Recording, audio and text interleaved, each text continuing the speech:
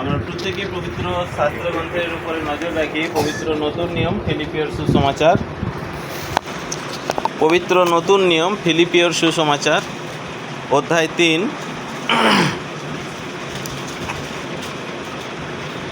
ফিলিপিওর সুসমাচার 3 অধ্যায় 17 থেকে বলছি। আপনারা প্রত্যেকে মনোযোগ সহকারে শুনুন। পরমেশ্বরের এই সত্য বাক্য আমাদের কাছে কি কি বার্তা পৌঁছে দিয়েছেন। আমরা প্রত্যেকে প্রভু যীশু খ্রিস্টের আরাধনার মধ্যে সবাই কিন্তু রয়েছি, আছি তো নাকি?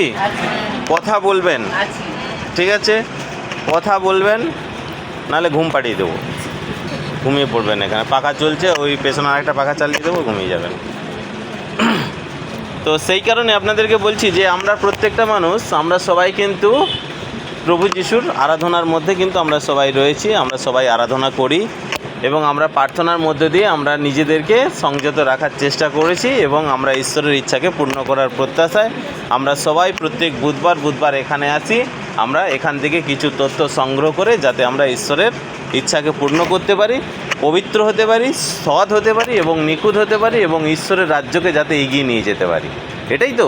কিন্তু আমাদের সর্বপ্রথম হচ্ছে আমাদের চালচলন এবং গতিবিধির উপরে যতক্ষণ আমরা নজর রাখবো ততক্ষণ পর্যন্ত ঈশ্বরের আশীর্বাদ থেকে যদি আমি মনে করে থাকি যে ঈশ্বরের আশীর্বাদ আমার জীবনে আসছে বা আমি পরবর্তীকালে পাবো, তাহলে কিন্তু ভুল ভাবছি। তাই আমাদের প্রত্যেকটা মানুষের চালচলন এবং গতিবিধির ওপরে আমাদেরকে নজর রাখতে হবে যে আমরা কিভাবে আমাদের চলা উচিত এবং পিতা পরমেশ্বর কিভাবে আমাদেরকে চলতে বলছেন। Hallelujah, hallelujah. তো সেই জন্য আমরা প্রত্যেকটা মানুষ আমরা দেখি যে প্রভু যীশু খ্রিস্ট যখনই শিষ্যদেরকে যারাই ভুল পথে গিয়েছিল প্রত্যেকটা মানুষকে তিনি কিন্তু ডেকে নিয়ে এসেছেন,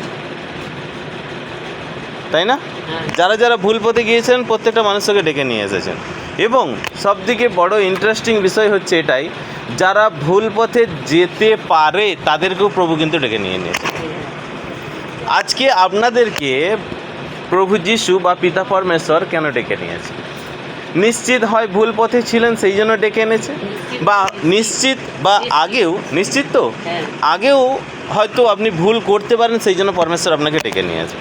কিন্তু আমরা যদি স্বার্থ পূরণের প্রত্যাশায় যদি আমরা প্রত্যেকটা মানুষ যদি প্রভু যিশুকে যদি খোঁজ করতে থাকি, তাহলে কোনো দিন কিন্তু প্রভু যিশুর আশীর্বাদ বা পরমেশ্বরের অনুগ্রহ পাওয়া কিন্তু অসম্ভব। অনুগ্রহ পাওয়া অসম্ভব। আমরা শুধু ভাবতেই থাকবো যে হ্যাঁ প্রভু যিশু আমাদেরকে অনুগ্রহ করছেন। আমি কিন্তু আপনাদেরকে আগের বারেই বলে দিয়েছিলাম, যত বছর আপনি বাঁচুন না কেন ধরতির বুকে, আপনি প্রভু যিশুর নামেতে আপনি সুস্থই থাকবেন বা আপনার যা কিছু চাহিদা আপনি পেতে থাকবেন, কিন্তু যাওয়া হবে না আপনার ওই রাজ্যেতে। যার জন্য আমরা ঘুম কামাই করে, ঠিক আছে, বুধবারে তাড়াতাড়ি রান্নাবান্না কমপ্লিট করে এখানে এসে হাজির হই যে ঈশ্বরের রাজ্য, ঈশ্বরের অনুগ্রহ। ঈশ্বরের রাজ্য তখনই সম্ভব হবে যখন অনুগ্রহের অধিকারী হতে পারবেন, ঈশ্বরের আশীর্বাদের অধিকারী হতে পারবেন। কিন্তু আমাদের জীবনে যদি আমরা মনে করে থাকি যে দেহেতে যতদিন বাঁচবো আমরা ভালো থাকবো, ঠিক আছে, তারপরে কি হবে জানার দরকার নেই, তাহলে এই ডিসিশান যদি আপনাদের থাকে তাহলে কিন্তু আপনি ভুল করছেন। কারণ আমরা প্রত্যেকটা মানুষ এটাই চাই যে আত্মা আমরা কেউ দেখি না। এখানে যতজন মানুষ আছে আমরা সবাই জানি প্রত্যেকটা মানুষের মধ্যে আত্মা আছে, ঠিক আছে? সব মানুষগুলো নড়ছে, এইদিক ওইদিক চলাফেরা করছে, ঠিক আছে?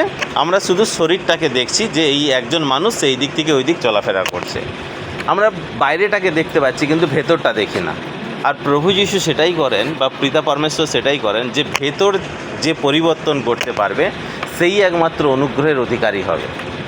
যে ভেতর পরিবর্তন করতে পারবে সেই অনুগ্রহের অধিকারী হবে। এইবার আপনারা বলুন যে আমরা বাইরে পরিবর্তন হয়ে কতদিন জীবনযাপন করব, না ভেতর পরিবর্তনের জন্য আমরা নিজেদেরকে আমরা প্রস্তুত করব? শুধু বললে হবে না, করতে হবে। যদি হ্যাঁ, শাস্ত্র কিন্তু বারবার সেটা কিন্তু বলেছে, হ্যাঁ তো হ্যাঁ, না তো না, হ্যাঁ তো হ্যাঁ, না তো না। ঈশ্বরের প্রভুকে ডেকে আপনি যদি মনে করেন থাকেন দেহেতে বা জাগতিকে আপনি ভালো থাকবেন, তাহলে আপনি ধাক্কা মেরে চলতে থাকবেন। আজ প্রবলেম, প্রভুকে ডাকো, আজ প্রবলেম থেকে বেরিয়ে যাবে। কাল প্রবলেম, প্রভুকে ডাকো, প্রবলেম থেকে বেরিয়ে যাবে। কিন্তু তোমার অনুগ্রহের অধিকারী তুমি হতে পারবে না। অনুগ্রহের অধিকারী হতে গেলে সর্বপ্রথম হচ্ছে ঈশ্বরের আশীর্বাদ, এই মন পরিবর্তন যেটা ভেতরের, অর্থাৎ আভ্যন্তরীণ যেটা, বাহ্যিক নয়, আভ্যন্তরীণ যেটা, সেটাকে আমাদেরকে পরিবর্তনশীল হতে হবে। কারণ আত্মার পরিবর্তন হওয়াটা খুবই দরকার। আত্মা যদি পরিবর্তন হয় তাহলে আপনার দেহ পরিবর্তন হবে। আর যদি মনে করে থাকেন যে দেহ পরিবর্তন হলে আমার আত্মা পরিবর্তন হবে, তাহলে ভুল করছেন। কারণ দেহের বশে আত্মা চলে না, আত্মার বশে দেহ চলে।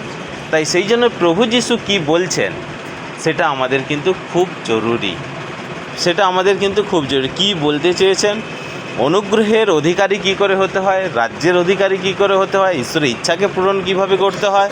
তো এই বিষয়গুলোর প্রতি আমরা যত মনোযোগ দিতে পারবো ততই কিন্তু আমরা কিন্তু ঈশ্বরের আশীর্বাদকে লাভ করতে পারবো।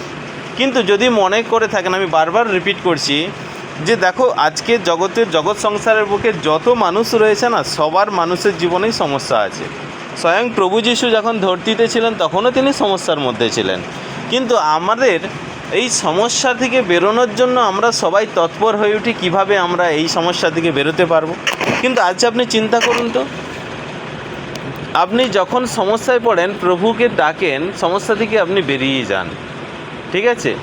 কিন্তু আমাদের মানসিকতা, মনোভাব কিন্তু সেখানেই আবদ্ধ হয়ে যায় যে আমরা প্রভুকে ডেকে ভালো রয়েছি, সুস্থ রয়েছি, স্বাভাবিক রয়েছি, কিন্তু আমরা জানি না আমাদের ভবিষ্যৎ কী, আর পরমেশ্বর প্রভু ভবিষ্যৎ জানায়। আর একমাত্র তিনিই রয়েছেন যে ভবিষ্যৎ আপনাকে নির্ধারণ করে, ভবিষ্যতের রাস্তা দেখিয়েছেন, এবং ভবিষ্যতে যেখানে আপনি থাকতে পারবেন, নির্দ্বিধায় থাকতে পারবেন, তিনি হচ্ছেন একজনই, তিনি হচ্ছেন প্রভু যিশু। তাহলে তিনি ভবিষ্যৎ জানান। তাহলে ঈশ্বরের বাক্যকে আপনি যদি অক্ষরে অক্ষরে যদি ফলো করেন না, পরমেশ্বর প্রভু আপনাকেও কিন্তু ভবিষ্যতের কথা আপনি জানিয়ে দেবেন, আপনার জীবনে ভবিষ্যতের কথা আপনি জানিয়ে দেবেন। কিন্তু আমরা করি কি, আমাদের লক্ষ্য ওখানে স্থির রয়েছে, যিশুকে আমরা মানি, যিশুকে আমরা খোঁজ করি, দেহ দিয়ে খোঁজ করি। তাই আজকে ওনার যে মন মানসিকতাটা আমরা কিন্তু বুঝতে পারি না আজও পর্যন্ত, ওখান থেকে আজও বঞ্চিত হয়ে আছে। Hallelujah, hallelujah. তাই দেখুন ফিলিপিওর সুসমাচারে এখানে 3:17 বলছে, হেডলাইন বলছে শেষ সীমার দিকে দৌড়ানো। কোন দিকে? শেষ সীমার দিকে দৌড়ানো। আমরা সবাই মাঠে খেলতে দেখেছি, 100 মিটার দৌড়, 200 মিটার দৌড় আমরা দেখেছি নিশ্চয়ই, তাই না? আর তাহলে দেখুন ওখানে কিন্তু ফার্স্ট, সেকেন্ড, থার্ড রয়েছে। যে প্রথমে যাবে সে ফার্স্ট, আর যে লাস্ট যাবে সে তো লাস্ট, ঠিক আছে। কিন্তু এখানে কিন্তু সেটা নয়, এখানে রয়েছে সীমারেখা যেই অতিক্রম করবে সেই ফার্স্ট, সীমারেখা যেই অতিক্রম করবে সেই ফার্স্ট, তাই তো নাকি? হ্যাঁ, অতিক্রম করতে হবে তোমাকে, সীমারেখা যেই অতিক্রম করবে সেই ফার্স্ট। কিন্তু শেষ সীমার দিকে দৌড়ানো আমাদের প্রত্যেককে কিন্তু পবিত্র শাস্ত্রগ্রন্থ এটাই বলছে যে আমাদেরকে কিন্তু প্রত্যেকটা মানুষকে কিন্তু শেষ সীমার দিকে দৌড়াতে হবে। কিন্তু আমরা শেষ সীমার দিকে দৌড়াতে গেলে তোমার অন্তরাত্মাকে ঢেলে দিতে হবে। আর আমরা যদি দেহ ঢেলে দিই প্রভুর সামনে, তাহলে কিন্তু আর শেষ সীমার দিকে দৌড়ানো যাবে না। কারণ দেহ ঢেলে দেওয়ার মানেই হচ্ছে এটা যে আমরা জাগতিকভাবে কিভাবে আমরা সুখী থাকতে পারবো, খুশিতে থাকতে পারবো, এটার জন্যই আমরা দেহ দিয়ে প্রভুকে ভালোবাসি, দেহ দিয়ে প্রভুকে খোঁজ করি। কিন্তু দেহ দিয়ে নয়, যদি আত্মা দিয়ে তুমি যদি খোঁজ করতে থাকো, আদর্শকে ফলো করে আত্মা দিয়ে যদি প্রভুকে খোঁজ করতে থাকো, তাহলে তোমার কিন্তু দুটো দিকে তুমি সামালতে পারবে, মানে দুটো দিকে তোমার মেনটেনেন্স হবে, এক জাগতিক আর হচ্ছে আত্মিক। কিন্তু আমরা তো সেটা করছি না, আমরা সবাই কিন্তু সেটাই করতে থাকি যে কিভাবে ভালো থাকবো, তাই তো? এটাই প্রশ্ন তো যে কিভাবে ভালো থাকবো আমরা সবাই, নাকি? হ্যাঁ, আপনি যদি বলেন কিভাবে ভালো থাকবো, আপনাকে আমি রাস্তা বলে দেব। যতদিন দেহেতে বেঁচে থাকবেন, আপনার জীবনের প্রত্যেকটা চাই সমস্যা আসুক, চাই আনন্দ আসুক, আপনি কিভাবে থাকবেন, কী বৃত্তান্ত, আপনাকে তাও বলে দেবো, কি দেহেতে যদি আপনি ঠিকঠাক থাকতে চান। আর যদি মনে করেন যে আত্মায় আমি ঠিক থাকবো, আত্মায় যদি ঠিক থাকবো, তাহলে কিন্তু আপনাকে কিন্তু বাক্যের উপরে প্রচুর পরিমাণে নজর দিতে হবে, মনোযোগী হয়ে উঠতে হবে। বাক্য কি জানেন? বাক্য হচ্ছে একটা বিশাল অস্ত্র, বিশাল ধরনের অস্ত্র, যেটা আপনি জগতের বুকে আপনি নিজেকেও রক্ষা করতে পারবেন, আর আপনি আপনার আত্মাকেও রক্ষা করতে, মানে এক কথায় বলছে আপনি দেহকেও রক্ষা করতে পারবেন আর আত্মাকেও রক্ষা করতে পারবেন। সাপোজ মনে করুন বাক্য, শাস্ত্রের বাক্য শাস্ত্রে আছে, গুটি কয়েক বাক্য আমার হৃদয়ে আছে। শাস্ত্রের বাক্য শাস্ত্রেতে আছে, গুটি কয়েক বাক্য আমার হৃদয়ে আছে, আর সেটাকে নিয়েই আমরা কি করি, ভাঙিয়ে খাচ্ছি নাকি? হ্যাঁ, ওটাই তো, হ্যাঁ সেটাই করি না, সেটাকে নিয়ে আমরা ভাঙিয়ে ভাঙিয়ে চলতে থাকি। কিন্তু এতে কিন্তু আপনি কিন্তু কোনো দিন ভালো থাকতে পারবেন না, কোনো দিন ভালো থাকতে পারবেন না। যদি আপনার কাছে পর্যাপ্ত পরিমাণে বাক্য থাকে, তাহলে সেই বাক্যের দ্বারা কিন্তু আপনি দেহেতেও ভালো থাকতে পারবেন আর আত্মাকে তরতাজা করে রাখতে পারবেন। আমরা বাজারে কিছু দেখবেন, এই গরমকাল আসছে, বাজারে দেখবেন কিছু ফল বেরোবে, বাইরেটা খুব সুন্দর কিন্তু ভেতরটা দেখবেন নষ্ট হয়ে গেছে, তাই না? বাইরেটা খুব সুন্দর কিন্তু ভেতরটা নষ্ট হয়ে গেছে, তাহলে তখন কি হবে? কার কাজে লাগবে? কার কাজে লাগবে? হ্যাঁ, আরে নরক ছেড়ে দিন না, আমি তো দেহেতে বলছি। এখন আপনি বাজারে ফল কিনতে গিয়েছেন, বাইরে দেখছেন বাইরেটা খুব সুন্দর কিন্তু ভেতরটা নষ্ট, কি করবেন? ফেলে দেবেন। তখন কি হবে? আর যদি মনে করেন বাইরেটা ঠিকঠাক নয়, আমি দেখে বলছি না, ভেতরটা হয়তো খারাপ হতে পারে, তাই না? বাইরেটা ঠিকঠাক নয়, ভেতরটা কিন্তু খারাপ হতে পারে, তাহলে সেটা কিন্তু সংশোধন করে নেওয়া যাবে, সেটা পরিবর্তন করে নেওয়া যাবে। আপনি যদি ভুল পথে চলেন, কিন্তু আপনার অন্তরে অর্থাৎ আপনার আত্মায় যদি নত শিকারটা যদি থাকে, তাহলে আপনাকে পরিবর্তন করে নেওয়া যাবে। কিন্তু যদি আপনার ভেতরে অর্থাৎ আত্মায় যদি আপনার নত শিকার যদি না থাকে, মানে সেটা হচ্ছে ওই পচে যাওয়া ফলের বরাবর, কারণ তাকে আর সংশোধন করা যাবে না, তাকে আর কিছু কাজেও লাগবে না।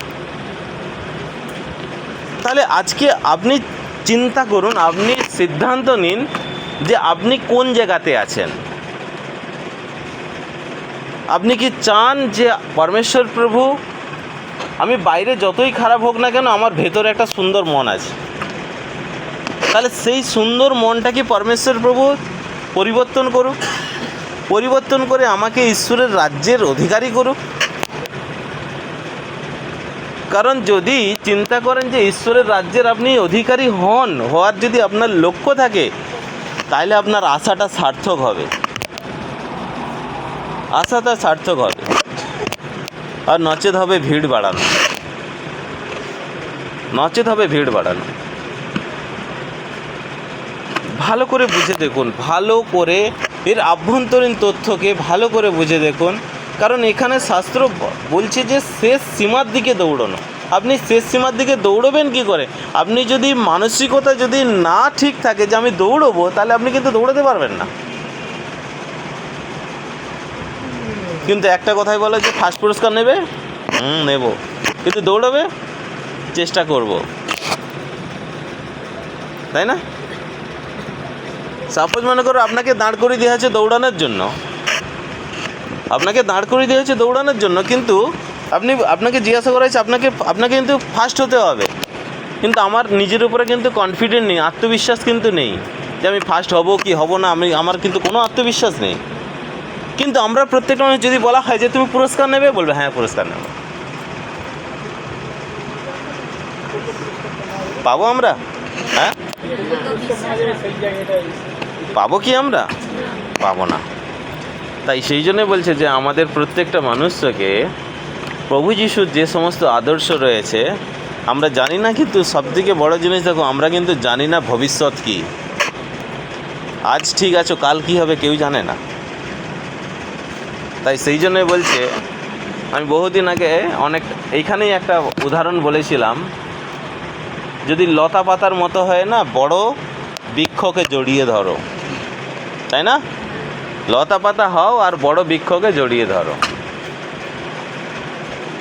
যদি মন্দতা যদি তোমাকে কোনো রকমভাবে অ্যাটাকও যদি করে না, কোনো রকমভাবে অ্যাটাকও, মানে আমরা কী করি দেখবে, বড় হচ্ছে ওই লতাপাতা গাছগুলো বড় বৃক্ষকে এতটাই জড়িয়ে ধরে আমরা টেনেও ছিঁড়তে পারি না, হাত কেটে যায়, অথচ কিন্তু আমরা ওকে ছিঁড়তে পারি না। মন্দ যেন সেটাই হয়, যে তোমাকে অ্যাটাক করতে এলে সে যেন ব্যর্থ হয়ে যেন চলে যায়। আর ওই লতাপাতা গাছের তার দুর্বলতা কোথায়, সে জানে যে আমার শিরদাঁড়া নেই, আমার মেরুদণ্ড নেই, সেই জন্যই সে বড় বৃক্ষকে এতটাই জড়িয়ে ধরে নিয়েছে, যার কারণে কিন্তু মন্দতা তাকে অ্যাটাক করতে পারল না। কিন্তু আজকে আমাদের মধ্যে সবসময়ের জন্য এটা কেন হয়, যে আজ আজ এই রকম প্রবলেম, আজ ওটা প্রবলেম, আজ সেটা প্রবলেম, কাল ওটা প্রবলেম, তাই না? কিন্তু আমরা সবথেকে বড় জিনিস হচ্ছে মন্দতা যখন আমাদের শাস্ত্র বলছে যদি তোমার আদর্শ যদি হৃদয়ে থাকে, নাম মুখে থাক। পবিত্র শাস্ত্রগ্রন্থের দেখবেন ইউটিউবে একটা বাক্য ছাড়া রয়েছে, এই রিসেন্ট বাক্য ছাড়া হয়েছে, ব্যর্থতার ছায়া হচ্ছে নিরাশতা। ব্যর্থতার ছায়া হচ্ছে নিরাশতা, তাই তো? কথাটা বোঝাতে পারলাম? ব্যর্থতার ছায়া নিরাশতা। আপনি যখন এই যে নিরাশতা যখনই আসবে না, আপনার জীবনে কিন্তু ব্যর্থতা আসবেই আসবে। আপনি যখনই নিরাশ হবেন আপনার জীবনে কিন্তু ব্যর্থতা আসবেই আসবে। কিন্তু ওখানে ওই মাঝখানে একটা শব্দ দেওয়া রয়েছে ছায়া। ছায়া কিন্তু সবসময় থাকে না। যদি আপনি বাক্য নেন, বাক্যেতে মজবুত হন, তাহলে আপনার জীবনে নিরাশতা আসবে না, আর সেই নিরাশতা ছায়া হয়ে কিন্তু থাকবে না আপনার জীবনে ব্যর্থতা। তাই সেই জন্যই বলছে যে ব্যর্থ যদি আপনি, নিরাশতা যদি আপনার জীবনে আসে, তাহলে মন্দ আপনাকে অ্যাটাক করবেই করবে, আর সেখান থেকে আপনি ব্যর্থ হবেন। যত পরিকল্পনা করে নাও না কেন। এই জন্যই তো শাস্ত্র বলেছে, ঠিক সেই একগুঁয়ে সন্তানেরা। বাক্যটা আমার খুব ভালো লাগে, আমি বারবার রিপিট করি আপনাদের কাছে। ঠিক সেই একগুঁয়ে সন্তানেরা যারা নিজস্ব পরিকল্পনা মতো জীবনযাপন করে, তারা জানে না যে ভবিষ্যৎ আমার হাতে, তাই না? তারা নিজস্ব পরিকল্পনা মতো জীবনযাপন করে, কিন্তু আমার পরিকল্পনা মতো জীবনযাপন করে না। আমার পরিকল্পনা মতো, পরমেশ্বর সদাপ্রভু বলছেন, আমার পরিকল্পনা মতো তারা জীবনযাপন করে না। কারণ যিনি সৃষ্টিকর্তা, যিনি তোমাকে জীবন দিয়েছেন, যিনি তোমাকে এত বড় করলেন, ঠিক আছে, যিনি তোমাকে এত বড় করলেন, সেই পরমেশ্বরকে আমরা অন্তরে আঘাত দিয়ে আমরা আমাদের পরিকল্পনাকে সিদ্ধ করে আমরা কাজকর্ম করতে থাকি। কিন্তু পরমেশ্বর সেই জন্যই বলছে যে ভবিষ্যৎ কিন্তু আমার হাতে, সৃষ্টিকর্তা আমি, ভবিষ্যৎ কিন্তু আমার হাতে রয়েছে। তাই সেই জন্য সৃষ্টিকর্তাকে দুঃখিত করে আপনি কোনো দিন শান্তি, খুশি, সুখী কোনো দিন হতে পারবেন, তাই তো? সবই হ্যাঁ, না বললেও হ্যাঁ, হ্যাঁ বললেও হ্যাঁ, সবেতেই হ্যাঁ। সৃষ্টিকর্তাকে দুঃখিত করে আপনি খুশিতে থাকবেন তো? হ্যাঁ, তাহলে ওটাই তো আপনাকে বললাম, তখনও বলছেন হ্যাঁ। আজ পবিত্র শাস্ত্রগ্রন্থ আমাদেরকে সেটাই বারবার ধরে কিন্তু আমাদেরকে বলছে। পরমেশ্বর পিতা তিনি প্রভুর মধ্য দিয়ে তিনি দুহাত বাড়িয়ে বারবার তোমাকে ডাকছে, আয় ফিরে আয়, আয় ফিরে আয়। তাহলে কেন বলছে এই আয় ফিরে আয়টা? মানে কেউ একজন আপনাকে বলছে যে আয় ফিরে আয়, সামনে কিন্তু বিপদ আছে। কেউ বলছে যে আয় ফিরে আয়, সামনে কিন্তু বিপদ আছে। কিন্তু আমরা করছি কি? আমাদের পরিকল্পনা সিদ্ধ করছে, আমরা প্ল্যানিং করি, ভালো থাকার আমরা পরিকল্পনা করি, ভালো থাকার প্ল্যানিং করি। কিন্তু আপনি 2 দিন, 4 দিন, 5 দিন, 10 দিন, 15 দিন, 20 দিন আপনি ভালো থাকতে পারবেন, কিন্তু লাইফ টাইম গ্যারেন্টি নেই। কিন্তু লাইফ টাইম গ্যারেন্টি নেই। আজ আমাদের প্রত্যেককে সেই জন্যই বলছে যে প্রভু যিশু দুহাত বাড়িয়ে বলছেন, আয় ফিরে আয়। আজ তোমার সামনে বিপদ রয়েছে, তুমি যদি ফিরে আসো তাহলে আমি আমার পরিকল্পনা তোমার জীবনে সিদ্ধ করব। আজ পরমেশ্বর আমরা প্রত্যেকেই জানি এখানে কে ডেকে নিয়ে এসেছে? হ্যাঁ, পরমেশ্বর ডেকে নিয়ে এসেছে, তাই তো নাকি? কি মনে হয়, সত্যিই কি পরমেশ্বর ডেকে এনেছেন? আগে এই জায়গাটা না আমাদের কাছে একটু ক্লিয়ার করা উচিত, আমাদেরকে কে ডেকে নিয়ে এসেছে? আচ্ছা, প্রভু যিশু পরমেশ্বর। আমি বলছি কি সত্যিই কি আমাদের জীবনে কি পরমেশ্বর ডেকে নিয়ে এসেছে আমাদেরকে? হ্যাঁ, সত্যি ডেকে নিয়ে এসেছে। যে তোমাকে ডাকলো তার কোনো কদরই নেই। যে তোমাকে ডাকলো তার কোনো কদরই নেই। ঈশ্বর ডাকছে, আমরা এসেছি, কিন্তু পরমেশ্বরকে আমরা বুঝিয়ে দিচ্ছি যে পিতা আমার জীবনে এই প্রয়োজন, আমি কিন্তু এই পরিকল্পনা মতো হাঁটব। তো সেটা কি সম্ভব? সেটা কি সম্ভব? হ্যাঁ, সম্ভব। তাহলে পরিকল্পনা সিদ্ধ হোক আপনাদের জীবনে ঈশ্বরের। জগতের বুকে কত বন্ধু বান্ধব আছে, মানুষের কত বন্ধু বান্ধব আছে, কিন্তু পরমেশ্বর পিতা বলছেন তারা বন্ধুত্ব স্থাপন করে কিন্তু আমার আত্মার সঙ্গে বন্ধুত্ব স্থাপন করে না। যে বন্ধু তোমাকে ভবিষ্যৎ দেখাতে পারে তাহলে তার কাছে যাও। আছে সেরকম বন্ধু?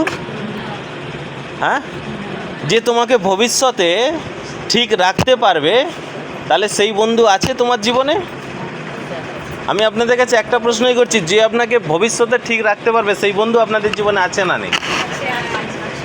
হ্যাঁ, না জগতের বুকে বলছি, জগতের বুকে। হ্যাঁ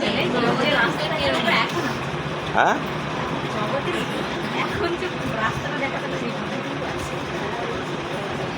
এখন রাস্তা, শাস্ত্র বলছে যে তোমার জগতের বুকে বহু বন্ধু আছে, কিন্তু কিন্তু প্রশ্ন হচ্ছে এটাই যে তোমাকে ভবিষ্যতে তোমাকে নির্ধারণ করতে পারবে এবং ভবিষ্যতে তোমাকে ঠিক রাখতে পারবে সেই বন্ধুকে আমি আপনাদের কাছে জিজ্ঞাসা করছি, সেই বন্ধু কি আপনাদের জীবনে আছে?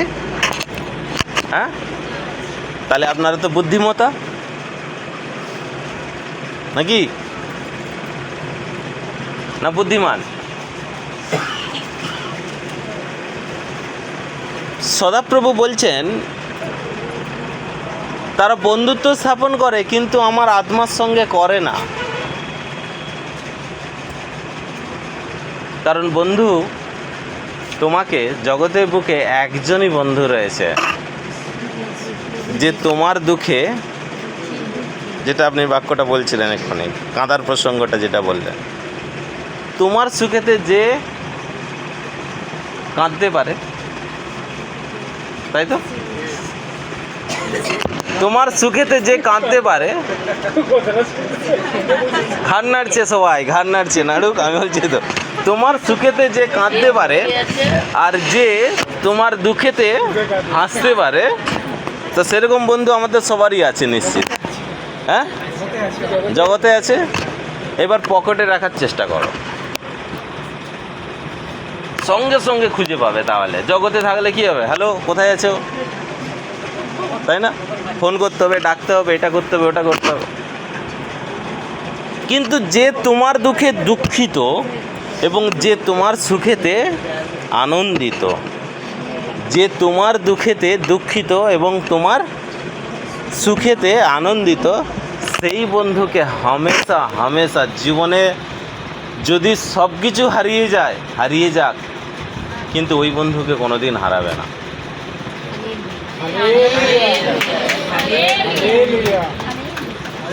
কোনো দিন হারাবে না। যদি জিন্দগিতে, যদি জীবনে হারান, ঠিক আছে, তাহলে কিন্তু বহু বহু বহু বহু বহু কষ্ট জীবনে ভোগ করতে হবে। হ্যাঁ, তাহলে যদি আজকে সেই জন্যই বলছি, আপনাদের কাছে জিজ্ঞাসা করছি এটাই যে আপনারা বুদ্ধিমতা না বুদ্ধিহীন? আপনারা বুদ্ধিমতা না বুদ্ধিহীন? হ্যাঁ, বুদ্ধিমতী। আচ্ছা, মতি, আচ্ছা নাও। আচ্ছা, বুদ্ধিমতী না বুদ্ধিহীনা? বলো, তোমরা বুদ্ধিমতী না বুদ্ধিহীনা? যদি সত্যিকারের বুদ্ধিমতী হয়ে থাকো, ঠিক আছে, মতি মতা যাই হোক, মতারাও আছে মতিও আছে, অসুবিধা নেই, ঠিক আছে।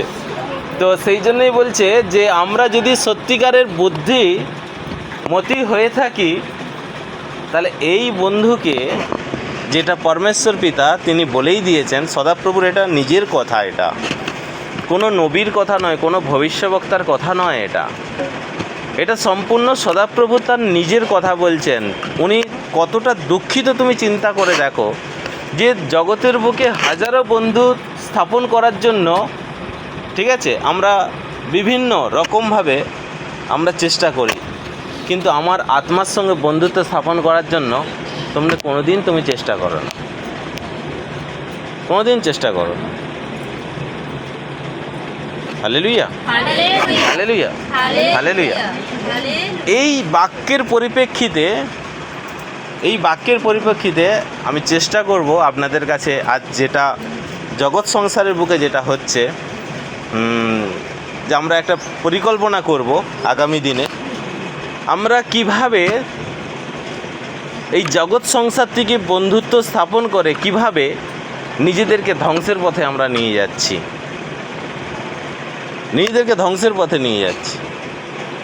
জগৎ সংসারের বুকে বন্ধুত্ব স্থাপন করে, কিন্তু আত্মার সঙ্গে বন্ধুত্ব স্থাপন করলে তুমি আগামী দিনে কি পেতে পারো, তোমার লাইফটা কি হতে পারে, তুমি পরমেশ্বর পিতা তোমাকে কোন জায়গায় রাখতে পারেন, এবং তোমার জীবনে একটার পর একটা, এগুলো আমি যা কিছু কথা বলছি না, এগুলো কোনোটাই আমার বানানো নয়, আমার গল্প কথা নয়, এখান থেকে সবগুলো নেওয়া, এবং কি হতে পারে, কি পেতে পারো, সম্পূর্ণ জিনিসটা আমি চেষ্টা করব আগামী দিনে আপনাদের কাছে সেটা তুলে ধরার জন্য, তাই তো?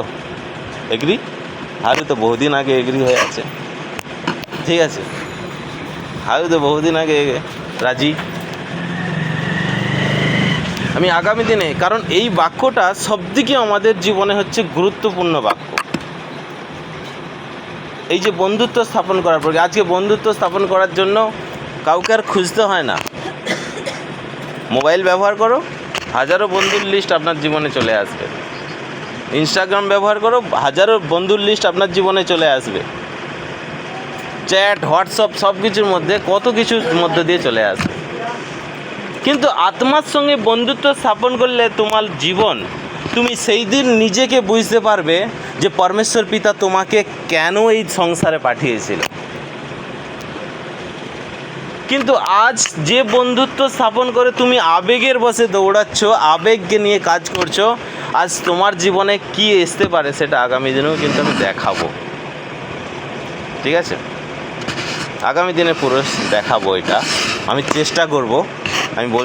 আমি শিওর একবার কনফার্ম আমি বলছি না, কিন্তু আমি 100% চেষ্টা করব এটা, যে জগৎ সংসার থেকে আমরা কি নিলে আমাদের জীবনে কি আসতে পারে, আর আমরা ঈশ্বরের আত্মার থেকে সংযোগ স্থাপন করলে আমাদের জীবনটা কিভাবে সুন্দর হতে পারে, সেটা আগামী দিনে চেষ্টা করব দেখার। Hallelujah, hallelujah, hallelujah. তো এখানে 17 বাক্য বলছে, ভাইয়েরা তোমরা সবাই আমার মতো করে চলো। কি বলছে? পৌলো বলছে ফিলিপিওর কাছে, মণ্ডলীর কাছে তিনি এই বাক্য বলেছিলেন, ভাইয়েরা তোমরা সবাই আমার মতো করে চলো, আর যারা এইভাবে চলাফেরা করে তাদের চিনে রাখো। ঠিক আছে, কি করতে বলেছে? চিনে রাখতে বলেছে, ঠিক আছে। ভাইয়েরা তোমরা সবাই আমার মতো করে চলো, আর যারা এইভাবে চলাফেরা করে তাদের চিনে রাখো। কিভাবে চলতে হয় তা আমরা তোমাদের দেখিয়েছি, কিভাবে চলতে হয় তা তোমাদেরকে দেখিয়েছি। তাহলে আজকে এখানে বলছে যারা এইভাবে চলাফেরা করছে তাদেরকে চিনে রাখতে বলেছে। আপনার পাশে বসে থাকা মানুষটাকে আজও পর্যন্ত দীর্ঘ বছর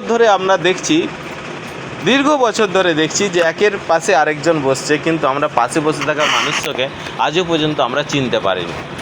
কেন চিনতে পারিনি? এই কারণেই চিনতে পারি না, এই কারণেই জানতে পারি না, এই কারণেই বুঝতে পারি না, কারণ আমাদের আত্মার সঙ্গে পাশে বসে থাকা মানুষের আত্মার কোনো মিল নেই, কোনো সংযোগ নেই, কোনো মিল নেই। শুধু আছে কিন্তু দৈহিক বন্ধন আছে, যে আমরা পাশে বসে থেকে আমরা দেহ নিয়ে পাশে বসে রয়েছি, কিন্তু আত্মার সঙ্গে আত্মার কোনো সম্পর্ক নেই, কোনো মিল নেই আমাদের। তাই সেই আত্মার সঙ্গে আত্মার সম্পর্ক যাতে সুন্দরভাবে গঠিত হয়, সুন্দরভাবে স্থাপিত হতে পারে, তার জন্য আমাদেরকে প্রাণপণ প্রচেষ্টা করতে হবে, প্রাণপণ প্রচেষ্টা করতে হবে। আর যদি চিন্তা করে দেখুন, আর যদি আপনার জীবনটা, আপনার ভাঙাচুরা সংসার যদি পরমেশ্বর গোটা করে দেয় বা সম্পূর্ণ করে দেয় বা আশীর্বাদে ভরপুর করে দেয়, আপনার কেমন লাগবে? হ্যাঁ, ভালো লাগবে, তাই তো? কিন্তু যখন ভেঙে গেছে তখন কি হয়? তখন দুঃখ হয়। কিন্তু পরমেশ্বরকে, তার দরুন আপনি পরমেশ্বর পিতাকে প্রথমে এই ভাঙা যখন ভেঙেছিল তখন পরমেশ্বরকে তুমি কি দিয়েছিলে, আর যখন পরমেশ্বর পুরা করলো তখন তুমি পিতাকে, পরমেশ্বরকে তুমি কি দিয়েছো? কি দিয়েছো? যে পরমেশ্বর, আমরা ম্যাক্সিমাম মানুষ কী করি জানেন? যে পরমেশ্বর আমাদের ঘর গুছিয়ে দেয় সেই পরমেশ্বরকে আমরা টুকরাই, মানে আমরা তাকে ছুঁড়ে ফেলে দিই। আবার যখন সেই যখন আমরা আবার বিপদের মুখে পড়ি, সেই ঈশ্বরকেই ধরতে হয়। তাহলে এতটাই তুমি যদি পাওয়ারফুল হয়েছিল, যখন তুমি ছেড়েই দিয়েছিলে, তখন সেই পরমেশ্বরকে আবার কেন ধরতে হলো? সেই ঈশ্বরকে কেন ধরতে হলো? Hallelujah, hallelujah. জীবনে অহংকার, গর্ব খুব ভালো, তাই তো? না, ভালো ভালো ভালো ভালো অহংকার, গর্ব খুব ভালো। আমাকে, হ্যাঁ, ইয়েস, অহংকার গর্ব খুবই ভালো যদি তুমি ঈশ্বরকে নিয়ে করতে পারো, কোনো দিন তুমি ভাঙবে না। কিন্তু এটা আবার এইরকম নয় ডাক্তারবাবু, জানেন ঈশ্বর কাল আমার সঙ্গে রাত্রিতে কথা বলতে এসেছিল, এটা অহংকার, এটা অহংকার, ঠিক আছে? আর গর্ব অহংকার জানে না মানুষকে তিল তিলে শেষ করে দেয়। আর সেই গর্ব অহংকার যাতে না আমাদের জীবনে কাজ করে, তার দরুন কিন্তু পিতা পরমেশ্বর বলছেন যে পৌলো যেমন ফিলিপিয় মণ্ডলীর কাছে বলছে যে তোমরা আমাকে চিনে রাখো, ভাইরা তোমরা সবাই আমার মতো করে চলো, আমার মতো করে চলো। অর্থাৎ এটার মানে কি? পৌলো ফিলিপিয় মণ্ডলীর কাছে বলছে তোমরা আগে আমাকে চেনো, জানো, বোঝো, ঠিক আছে, তারপরে চলো আমার সাথে। যদি ভালো না লাগে কোনো অসুবিধা নেই, যদি ভালো না লাগে কোনো অসুবিধা নেই। এটাই শাস্ত্র বলছে, তোমরা সবাই আমার মতো করে চলো। মানে কি? তোমরা আমাকে আগে জানো, বোঝো, তুমি বুঝে তারপরে তুমি আমার মতো করে চলো। অসুবিধা হলে তুমি বলবে, সব কিছু করবে। Hallelujah, hallelujah. আর যারা এইভাবে চলাফেরা করে তাদেরকে চিনে রাখো। কিভাবে চলতে হয় তা আমরা তোমাদেরকে দেখিয়েছি। কিভাবে চলতে হয় মানে এই চলা মানে কি? ঈশ্বরের ইচ্ছা পূরণ। এই চলা মানে এটা নয় যে স্বার্থ পূরণ আমাদের। এই চলা মানে এই নয় যে আমাদের স্বার্থ পূরণ। আমরা স্বার্থ পূরণের জন্য আমরা প্রত্যেকটা মানুষ কি নাই করে বেড়াই। আমরা স্বার্থ সিদ্ধির জন্য আমরা মানুষ কি না করে বেড়াই। ভালো থাকার জন্য আমরা কত নাই কিছু করে বেড়াই, বলো তো? হ্যাঁ, মানুষ এইরকমও প্রকৃতির মানুষ আছে যারা স্বার্থ সিদ্ধির জন্য ঈশ্বরকে পর্যন্ত ত্যাগ করে দেয়, ঈশ্বরকে পর্যন্ত ছেড়ে দেয়। কিন্তু যে ঈশ্বর তোমাকে সৃষ্টি করলো, যে ঈশ্বর তোমাকে জীবন দিল, তাকে ছেড়ে তুমি কোনো দিন ভালো থাকতে পারবে না। এই জন্যই ক্রুশ থেকে তিনি বারবার হাত বাড়িয়ে বলছেন, আয় ফিরে আয়। Hallelujah, hallelujah, hallelujah. তাই ভবিষ্যৎ কিন্তু প্রভু যিশু আমাদের জীবনের, এটা মনে রাখবেন। ভবিষ্যতের নাম হচ্ছে প্রভু যিশু। আর অতীতের নাম কি? অতীতের নাম কি? পাপ। আর বর্তমানের নাম কি? শাস্ত্র। ডাক্তার মনে থাকবে? অতীতের নাম কি? আর বর্তমানের নাম? আর ভবিষ্যতের নাম? প্রভু যিশু। যে বর্তমানকে আপন করতে শিখেছে তার অতীত চাপা পড়বে। কান খুলে হৃদয় খুলে শুনে রাখো, যে বর্তমানকে আপন করতে শিখেছে তার অতীত চাপা পড়বে আর ভবিষ্যৎ তার কাছে খোলাসা হয়ে যাবে। আর বর্তমানকে যদি না তুমি আপন করো, বর্তমানকে যদি না তুমি আপন করো, না তো অতীত চাপা পড়বে আর না তো ভবিষ্যৎ খুলবে। আর অতীত যদি না চাপা দিতে পারো তাহলে সেখান থেকে কিন্তু গন্ধ বেরোবেই বেরোবে। আর সেটাই কিন্তু তোমাকে ভবিষ্যতের দরজায় কোন দিকে নিয়ে যাবে তুমি কোথাও তুমি ঠিকানা করতে পারবে না। শোনা যাচ্ছে কথাগুলো? বোঝা যাচ্ছে কথাগুলো? অন্তরে যাচ্ছে কথাগুলো? না এক কান দিয়ে গিয়ে আরেক কান দিয়ে বেরিয়ে যাচ্ছে? যদি এক কান দিয়ে বেরিয়ে যায়, ঠিক আছে, তাহলে খুবই ভালো। তাহলে বুদ্ধিমত্তা আর কি? হ্যাঁ, বুদ্ধিমত্তা বুদ্ধিহীনা, না না, বুদ্ধিমত্তা। হ্যাঁ, হালেলুয়া, হালেলুয়া। তাই সেই জন্যই বলছে যে যতক্ষণ না পর্যন্ত আমরা অতীতকে ঢাকতে পারবো আর বর্তমানকে যখন আপন করতে পারবে তবেই অতীত ঢাকবে, তার আগে কিন্তু নয়। তবে কিন্তু ভবিষ্যৎ খুলবে, তবে ভবিষ্যৎ খুলবে, তাই না? Hallelujah, hallelujah. তাই সেই জন্য বলছে দেখো, আমরা ভালো থাকার জন্য আমরা কত কিছু প্রচেষ্টা করি ভালো থাকার জন্য, কিন্তু ভালো থাকার জন্য একবার আমার প্রভুকে অর্থাৎ যিশুকে একবার আপন করে দেখো, হলেও হতে পারে তোমার অতীত ঢাকতে।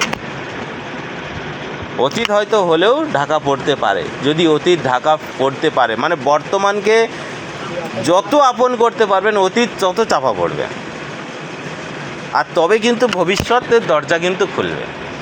আর যদি মনে করে থাকেন যে ঠিক আছে দরকার নেই, অতীত যা আছে খোলাসা থাক, ওপেন থাক, বর্তমানকেও আমার জানার দরকার নেই, আমার পরিকল্পনা অনুসারে আমার জীবন আমি সিদ্ধ করি, তাহলে কিন্তু ভুল করছো, ভুল রাস্তায় হাঁটছো। Hallelujah, hallelujah, hallelujah. 18 বাক্য বলছে, আমি তোমাদের বারবার বলছি আর এখন চোখের জলের সঙ্গে আবার বলছি যে এমন অনেকে আছে যারা খ্রিস্টের ক্রুশে শত্রুর মতো চলাফেরা করছে। ঠিক আছে, এই মুহূর্তে আমার চোখ দিয়ে জল বেরোচ্ছে না যদিও বা, তাই তো, কিন্তু পৌলো তার কথাটা লিখতে গিয়ে ফিলিপিয়া মণ্ডলীর কাছে কথাটা লিখতে গিয়ে তিনি কিন্তু এই কথা তিনি মণ্ডলীর কাছে তিনি বলেছেন যে আমি তোমাদের বারবার বলছি, এখন তার চোখের জলের সঙ্গে আবার বলছি। চোখের জল একটা মানুষের জন্য তখনই পড়ে যখন আভ্যন্তরীণ প্রেম, আভ্যন্তরীণ ভালোবাসাটা তার জন্য থাকে, তখন কিন্তু একটা মানুষের জন্য কিন্তু চোখের জল পড়ে, তাই তো নাকি? আপনি একটা অপর মানুষের জন্য একটা কেঁদে দেখান দিকে, পারবেন কাঁদতে? হ্যাঁ, পারবেন না।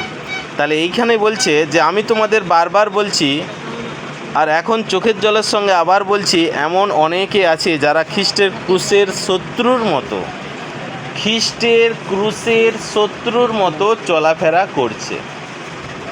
ক্রুশের শত্রু, খ্রিস্টের ক্রুশের শত্রু। এতদিন পর্যন্ত শুনেছিলাম পিতা পরমেশ্বর বলছে যতদিন পর্যন্ত না তোমার শত্রুকে তোমার পায়ের তলায় রাখছি ততদিন সৃষ্টি কাহিনী চলবে। আজকে এখানে একটা কথা বুঝতে পারলাম, খ্রিস্টের ক্রুশের শত্রু, এ ভয়ানক পরিস্থিতি। খ্রিস্টের ক্রুশের শত্রু হওয়া মানে ভয়ানক পরিস্থিতি। মানে তুমি যদি খ্রিস্টের শত্রু হও তাহলে মন পরিবর্তনের একটা জায়গা থাকে, ভালো করে বুঝে দেখুন। যদি খ্রিস্টের শত্রু হও তাহলে মন পরিবর্তনের একটা জায়গা থাকে, কিন্তু খ্রিস্টের ক্রুশের যদি শত্রু হও তাহলে পরিস্থিতি কিন্তু ভয়ঙ্কর, পরিস্থিতি ভয়ঙ্কর। ব্যাপারটা খ্রিস্টের শত্রু মানে প্রভু যিশুর শত্রু, ঠিক আছে? আর প্রভু যিশুর ক্রুশের শত্রু। খ্রিস্টের শত্রু মানে হচ্ছে মানে যে সত্যকে স্বীকার করেনি সে শত্রু। আর ক্রুশের শত্রু মানে কি জানেন? সত্যকে জানার পরেও সেই প্রভুকে যারা ত্যাগ করে গেছে, ঠিক আছে, আমরা ইফিসীয় সুসমাচারে 6 অধ্যায়ে আমরা ওখানে পাই, যেখানে লেখাই রয়েছে যারা সব কিছুকে পাওয়ার পর যারা ফিরে গেছে তাদের জীবন কিন্তু কঠিন পরিস্থিতি, তাদের ফিরে আসা সম্ভব নয়। লেখাই আছে সেখানে তাদের ফিরে আসাটা সম্ভব নয়। সেই খ্রিস্টের ক্রুশের শত্রু মানে তারা নিজের হাতে প্রভু যীশু খ্রিস্টকে ক্রুশবিদ্ধ করছেন। আগে কি ছিল? আগে ধর্মীয় পণ্ডিত, ধর্মীয়রা তারা কি করেছিল না প্রভুকে ক্রুশবিদ্ধ করেছিলেন। আমরা সেই ক্রুশ দেখে আমরা চোখ দিয়ে জল ফেলছি, আমরা কষ্ট পাচ্ছি, কিন্তু তুমি ভালো করে বুঝে দেখো নিজের হাতে প্রভুকে তুমি ক্রুশবিদ্ধ করছো। যাকে তুমি এত ভালোবাসলে কিসের বিনিময়ে তাকে ক্রুশে চড়িয়ে নিজের হাতে বিদ্ধ করেছো? আমার প্রশ্ন হচ্ছে এটা। যাকে তুমি এত ভালোবাসলে তাকে কিসের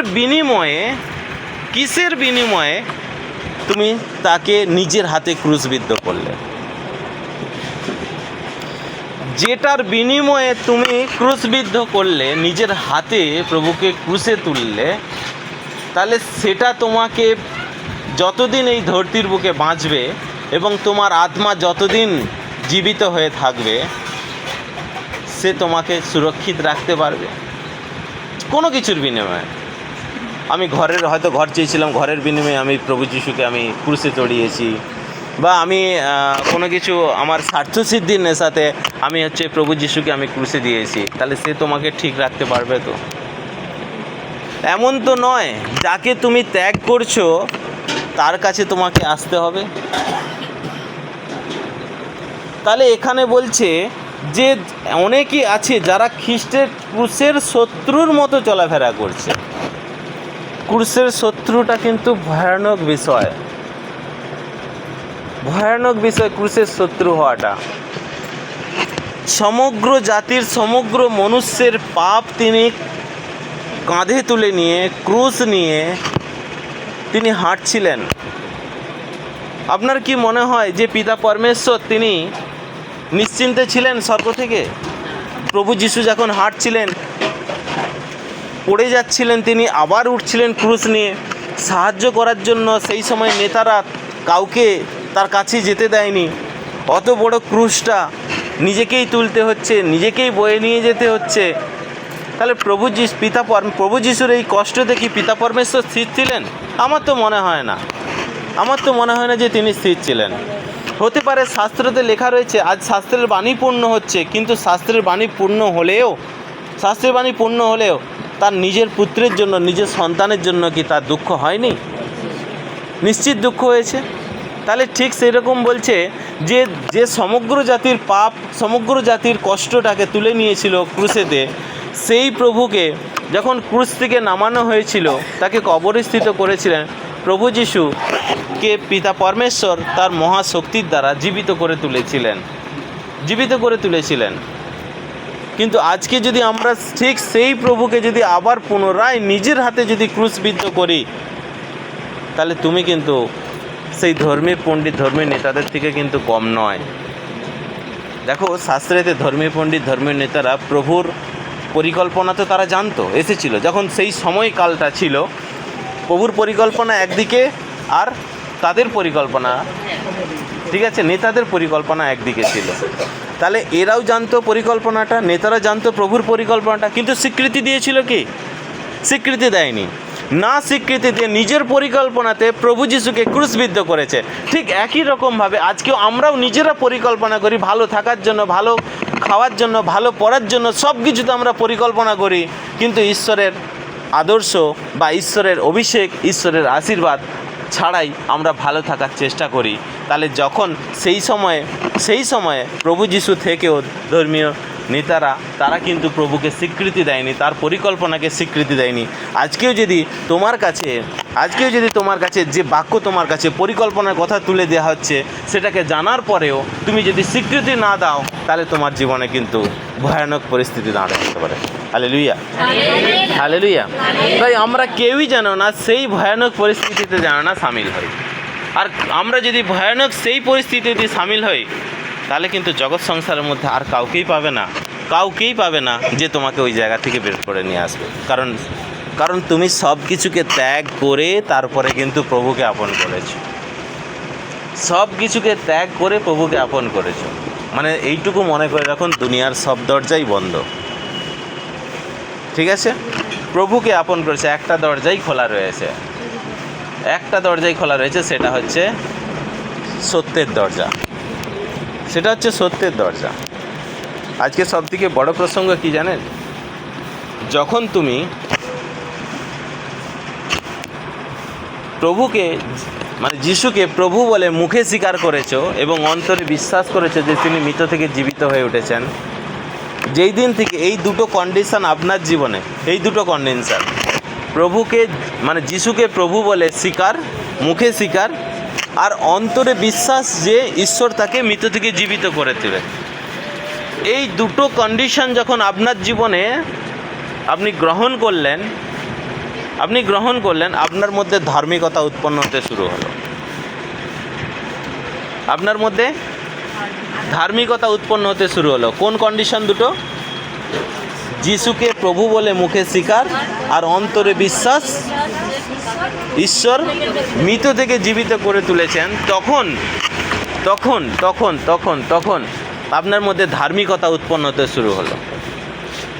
এই ধার্মিকতা উৎপন্ন হতে শুরু করে, যদি আপনি ধার্মিকতাকে ছেড়ে দেওয়া নয়, এই বিশ্বাসকে ছেড়ে দেওয়া নয়, ধার্মিকতা উৎপন্ন হয়েছিল সেটাকে ছেড়ে দেওয়া নয়, যদি আপনি অজান্তে ভুলেতে যদি আপনি পাপ করে নেন, পরমেশ্বর পিতা বলছেন আমি ধার্মিকতাকে তোমার জীবন থেকে বিলুপ্ত হতে দেব না। ধার্মিকতাকে তোমার জীবন থেকে বিলুপ্ত হতে দেব না মানে কি? মানে বাতিটা টিম করে কিন্তু জ্বলবে, কিন্তু পুনরায় যদি আবার তুমি আগের জায়গায় ফিরে আসো, তাহলে তোমার মধ্যে পুনরায় ধার্মিকতা উৎপন্ন হবে। Hallelujah, hallelujah, hallelujah. তাহলে ক্রুশের শত্রু হওয়া কিন্তু একটা ভয়ানক বিষয়, কারণ আমরা সেই কালেই জানতাম যে ক্রুশ শব্দটাই ছিল কিন্তু খুব ভয়ানক, সেই কালের শাস্তিই ছিল এটা। তো প্রভুকে ক্রুশবিদ্ধ করার পর আর কিন্তু ক্রুশ হয়নি, ওটাই ছিল শেষ, তাই তো আমরা শাস্ত্রে পড়েছি। কিন্তু আমাদের পেন আমরা চালিয়ে যাচ্ছি, মানে কি আমাদের কর্ম চালিয়ে যাচ্ছি। সেই কালে শেষ হয়েছে, কি হয়েছে? আমরা প্রমাণ করে দিচ্ছি আমরা এই কালে পণ্ডিত, যারা আমরা প্রভুকে ক্রুশ করছি। ও ডাক্তারবাবু হাসতে হয়, ভালো করে হাসুন, মুখ চেপে হাসবেন না। কথাটা কিন্তু বাস্তবিক, আপনি কিন্তু ভেবে দেখবেন। ক্রুশ সেই কালে সমাপ্তি হয়ে গেছে প্রভুকে ক্রুশবিদ্ধ করার পর, ঠিক আছে? ধর্মীয় নেতা পুরোহিতদের রোল শেষ। কিন্তু আজ আমরা হচ্ছে এই কালের ধর্মীয় পণ্ডিত নেতা, যারা আমরা আজকে ফরিসি, আর আমরা হচ্ছে আজকে প্রভুকে নিজের হাতে ক্রুশ করছি। কোথায় বিলুপ্ত হয়েছে? পরমেশ্বরকে গর্ব করে বলো, প্রভু যা তুমি বিলুপ্ত করতে চেয়েছিলে তা বিলুপ্ত হতে দেইনি আমি।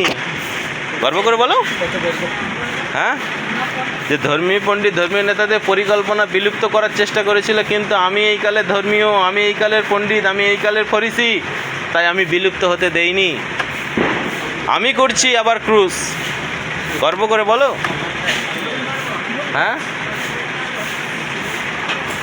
এই সত্যতে থাকা মানে কি জানেন? হামেশা হামেশা হামেশা নিজের মাথাকে নত করা এবং তোমার অন্তর আত্মাকে নত করে রাখা, তবে তুমি উঠতে পারবে, নচেত কোনো দিন সম্ভব নয়। Hallelujah, hallelujah, hallelujah.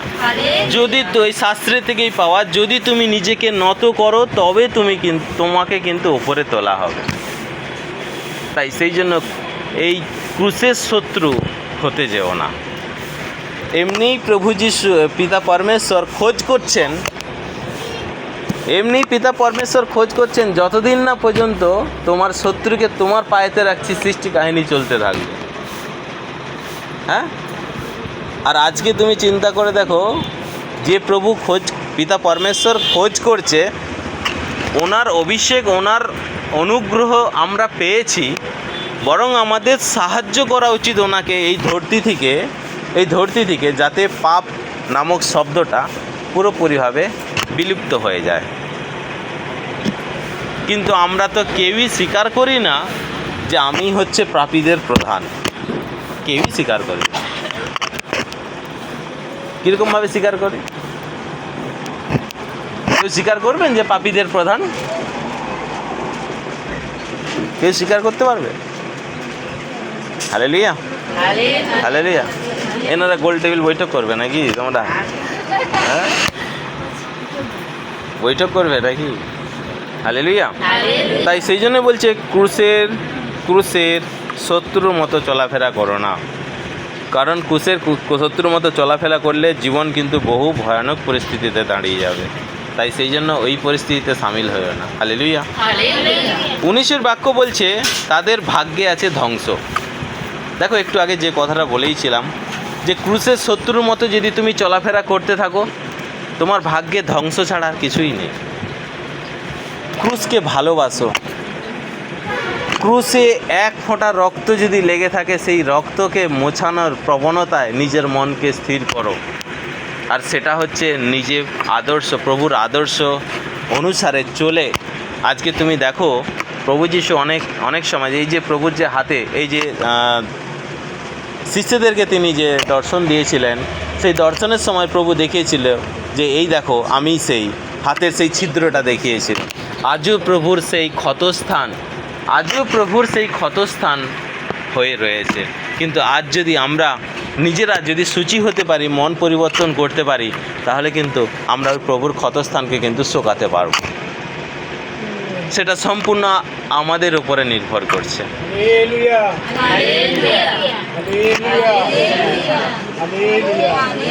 হালেলুয়া। তাই সেই জন্যই বলছে যে ক্রুশের শত্রুর মতো যদি আমরা চলাফেরা করি, তাদের ভাগ্যে আছে ধ্বংস, পেটই তাদের ঈশ্বর। আর ঈশ্বর পেল না, হ্যাঁ, পেটই তাদের ঈশ্বর। যা লজ্জার বিষয় তাই নিয়ে তারা গর্ব করে, আর কেবল জাগতিক ব্যাপারে তাদের মন পড়ে আছে। আর যদি তুমি সত্যকে যদি ভালোবেসে থাকো, তোমার মনটা যেন সত্যতে আবদ্ধ হয়ে থাকে, জাগতিক বিষয়ে যেন না আবদ্ধ হয়ে থাকে। পিতা পরমেশ্বর তো এত বড় কথা বলেছেন যে কি খাবে, কি পরবে, কোথায় গিয়ে থাকবে, তার সম্পূর্ণ দায়িত্বটা হচ্ছে আমার। তাহলে যেখানে পরমেশ্বরের কাছ থেকে যদি কত দুনিয়াতে মানুষ রয়েছে দুবেলা দুমুঠো খেতে পায় না। আজকে তো ঈশ্বরের কৃপাতে আমরা তা খেতে পারছি, আমাদের পেট ভরছে। তাহলে আজকে যে ঈশ্বর তোমাকে খাওয়ার দিচ্ছে, যে ঈশ্বর তোমাকে বাসস্থান দিয়েছে, যে ঈশ্বর তোমাকে ছাদ দিয়েছে, যে ঈশ্বর তোমাকে বস্ত্র দিয়েছে, তাহলে সেই ঈশ্বরকে আমরা ছেড়ে আমরা কোথায় নিজের ঘর বাঁধতে যাচ্ছি? এই জন্যই বলছে যে পরিবারের মধ্যে ঈশ্বরের আশীর্বাদ, যে পরিবারের মধ্যে ঈশ্বরের অনুগ্রহ আছে, তাহলে সেই পরিবার কিন্তু ঈশ্বরের দেওয়া, মানে ঈশ্বরের কন্ট্রোলের মধ্যেই কিন্তু থাকবে। Hallelujah, hallelujah, hallelujah. তাহলে বলছে যে যা লজ্জার বিষয় তা নিয়ে গর্ব করে। আমরা অনেক সময় কি করি জানেন তো, যে বিষয়গুলো মানুষের কাছে লজ্জার বিষয় হয়, যে বিষয়গুলো মানুষের কাছে সমালোচনার বিষয় হয়, সেই সব বিষয় নিয়েই কিন্তু আমরা গর্ব করতে থাকি। কিন্তু আমরা জানি না যে কোন বিষয় আমি কি করছি, আর কথার পরিপ্রেক্ষিতে, কোন কিছু বলার পরিপ্রেক্ষিতে কোনটা সমালোচনা হতে পারে, কোনটা আনন্দ প্রদান করতে পারে, আমরা কিন্তু কেউই জানি না। আমরা তখনই এটা আমাদের জানা সম্ভব হবে, তখনই এটা আমাদের বোঝা সম্ভব হবে, যখন আমরা প্রত্যেকটা মানুষ সত্যকে আমরা আপন করতে শিখব, সত্যকে আমরা জানতে শিখব। তাই সেই জন্য বলছে নিজেকে না হামেশা গুটিয়ে রাখো, নিজেকে হামেশা গুটিয়ে রাখো। কেন বলেছি গুটিয়ে রাখার জন্য? গুটিয়ে রাখার জন্য কেন বলেছি? কারণ শাস্ত্রে কিন্তু বারবার জন্য কিন্তু একটা কথাই বলছে যে অতিরিক্ত কথা যখনই বলবে তখন কিন্তু বোকামি বেরিয়ে আসে। তাই অতিরিক্ত কথা না বলে নিজেকে হামেশা সত্যেতে অনুসারী করো এবং সত্যের আদর্শকে মেনে চলো, সত্য অনুসারে জীবনযাপন করো, দেখবেন সত্য আপনার সাথে থাকবেন আর আপনি সত্যর সঙ্গে জীবনযাপন করবেন।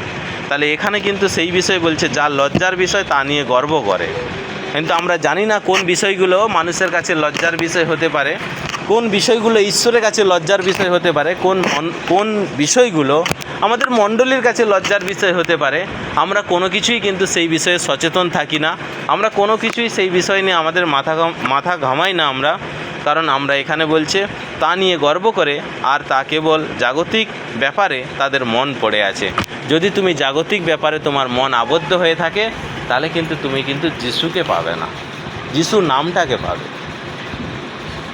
যিশু নামটাকে। আমি 100% আপনাকে বলছি, জীবনে যতদিন বাঁচবেন আপনার অন্তর থেকে যিশু নাম উচ্চারণ হয়ে যাবে, আপনার অন্তর থেকে যিশু নাম আমরা এই যে বলি না আমরা প্রভুকে কোথায় রেখেছি, না আমরা অন্তরে রেখেছি। পরমেশ্বরের কোথায়? অন্তরে। পবিত্র আত্মা অন্তরে। সবাইকেই আমরা অন্তরে জায়গা দিয়ে দিয়েছি। রাখো, ভালো করে রাখো, গচ্ছিত করে রাখো, গচ্ছিত করে রাখো। কিন্তু শাস্ত্র কিন্তু আমাদের কাছে বলেছেন যে যিশুর আদর্শ যেন তোমার ভেতরে থাকে, যিশুর নামটা যেন না, নামটা ভেতরে নয়, যিশুর আদর্শ যেন তোমার ভেতরে থাকে। আর আদর্শ যখন তোমার ভেতরে থাকবে তুমি আদর্শবান হয়ে উঠতে পারবে, তুমি আদর্শবান হয়ে উঠতে পারবে। আর যদি আমরা মনে করে থাকি যে প্রভু যিশুকে আমরা ভালো থাকার উপায় বলে মনে করি তাহলে কিন্তু আমরা ভুল করছি। হ্যাঁ হ্যাঁ, প্রভুকে ওইটাই বলছি যে ক্রুশের শত্রু। আমি বলছি না প্রভুর শত্রু হওয়া মানে ঠিক আছে আমি মন পরিবর্তন করলাম, ঠিক আছে মন পরিবর্তন করে ফিরে আসলাম, আজকে শত্রু হয়েছি কালকে মিত্র হতে পারবে, কিন্তু ক্রুশের শত্রু হওয়া কিন্তু ভয়ানক বিষয়, ভয়ানক বিষয়। আপনি এই জন্য বলছেন না তাদের ভাগ্যে আছে ধ্বংস। আমরা কেউই যেন না আমরা এই পথের পথিক হই, কেউই যেন না আমরা এই পথে যেন না চলি। কারণ দেখো তাদের ভাগ্যে আছে ধ্বংস মানে কি, আমরা বলি না যে ভাগ্য সব লেখা আছে, তাই তো? আচ্ছা বলুন তো, ভাগ্য যদি লেখা আছে কাল আপনার জীবনে কি হবে আপনি বলুন তো? হ্যাঁ, কেন বলতে পারবেন না? আপনি তো ভাগ্যের বিধাতা, আপনি ভাগ্য নিজে সাজিয়েছেন। হ্যাঁ, আপনি তো ভাগ্যের বিধাতা না, আপনি ভাগ্যকে তো নিজে সাজিয়েছেন। আপনি বলুন যে তাদের ভাগ্যে আছে ধ্বংস মানে কি, তুমি যদি ক্রুশের শত্রুর মতো চলাফেরা করো তাহলে নিজের হাতে ভাগ্য গড়ছো, তো নিজের হাতে ভাগ্য গড়ছো। মানে এক কথায় আপনাকে যদি বলি, আপনি রাস্তায় দিয়ে যাচ্ছেন, আপনি কাউকে রাস্তা দিয়ে যেতে যেতে এক থাপ্পড় লাগিয়ে দিলেন হঠাৎ করে, সে এসে আপনাকে ভালোবাসবে নিশ্চিত? হ্যাঁ, তোমাকেই দেবে আর আপনি নিয়ে নেবেন। হ্যাঁ, তো তার পরিবর্তে আপনি কটা পাবেন? একের পরিবর্তে এক, না একের পরিবর্তে অধিক? হ্যাঁ, অধিক হতেও পারে, অধিক অবশ্যই আপনি আশা করে রাখুন একের পরিবর্তে অধিকই পাবেন, একের পরিবর্তে এক নয়, অধিক হবে। তাই সেই জন্য ওখানে বলছে না যে আমরা যদি ক্রুশের শত্রুর মতো চলাফেরা করি তাহলে নিজের হাতে আমরা কিন্তু ভাগ্য করছি, নিজের হাতে ভাগ্য করছি। সেই জন্যই হচ্ছে আমাদের জীবনে দরকার নেই নিজের হাতে ভাগ্য গড়ার দরকার নেই, তাই তো? হ্যাঁ, এই তো সবেতেই না এমনভাবে চলো, এমনভাবে পথ চলো, ঠিক আছে, যাতে পরমেশ্বর আপনাকে সুন্দরভাবে গুছিয়ে দিতে পারে। কর্মটাই হচ্ছে ভাগ্য, আপনার জীবনের কর্মটাই হচ্ছে ভাগ্য। কিন্তু কোনো রকমভাবে কোনো পরিস্থিতিতেই পুরুষের শত্রু হতে যেও না,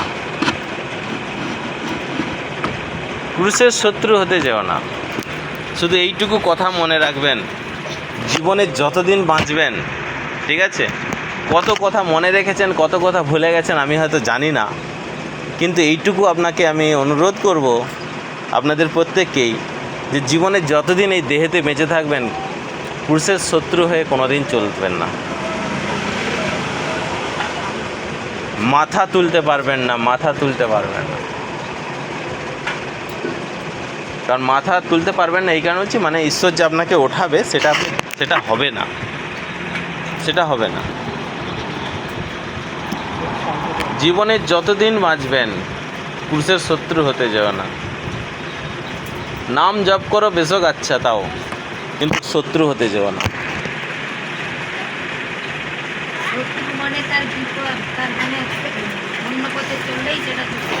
অন্য পথে, এটা তো জেনে, পুরুষের শত্রু হওয়া মানে জেনে শত্রু হওয়া। আমি কি বললাম, যে প্রভুর শত্রু মানে যে অবিশ্বাসী, যে সত্যকে স্বীকার করেন। আর পুরুষের শত্রু মানে কি, সে সব কিছু জানার পরেও যে নিজের পরিকল্পনাকে সিদ্ধ করে, ভুল করে, ঈশ্বরকে দুঃখিত করে, প্রভুকে দুঃখিত করে, সেই হচ্ছে, বা প্রভুকে নিজের হাতে, মানে ওই যে বললাম না বাক্যটা, যে সেই কালে ধর্মীয় পণ্ডিত, ধর্মীয় নেতারা প্রভুকে ক্রুশবিদ্ধ করেছেন। তাহলে আজকে আমরা গর্ব করে বলি যে প্রভু, ধর্মীয় পণ্ডিত, ধর্মীয় নেতারা এখনও বেঁচে আছে, তাই তো, তাই তো, যা তোমার পুত্রকে আবার ক্রুশে দেব, গর্ব করে বলতে পারবো নাকি? যদি সত্যিকারের প্রভুকে ভালোবেসে থাকেন, তাহলে তাড়াতাড়ি পথ ত্যাগ করুন, পুরুষের শত্রু হওয়ার পথকে ত্যাগ করে, ঠিক আছে, যে ঈশ্বরের পরিকল্পনা আপনার জীবনে সিদ্ধ করার জন্য আপনারা নিজেদেরকে ব্যস্ত করুন। আর ঈশ্বরের, প্রভুর আত্মার সঙ্গে বন্ধুত্ব স্থাপন করো। জীবনে বহু দূর পর্যন্ত তুমি যেতে পারবে, যেখানে শাস্ত্রেতে লেখা রয়েছে যে তারা বন্ধুত্ব স্থাপন করে কিন্তু আমার আত্মার সঙ্গে করে না। আমি এই জন্যই আপনাদেরকে বারবার বলি যে পাশে বসে থাকা ব্যক্তিটাকে দৈহিকভাবে চেনো না, তাকে আত্মিকভাবে চেনার চেষ্টা করো সবসময়, হামেশা চেষ্টা করো। জীবনে একটা জিনিস মনে রাখবেন, গোটা পরিবার যদি আপনাকে ত্যাগ করে চলে যায়, ঠিক আছে, যদি ঈশ্বরের পরিবারের সঙ্গে যদি আপনার সম্পর্ক ভালো থাকে না, ঈশ্বরের পরিবার আপনাকে ত্যাগ করবে না,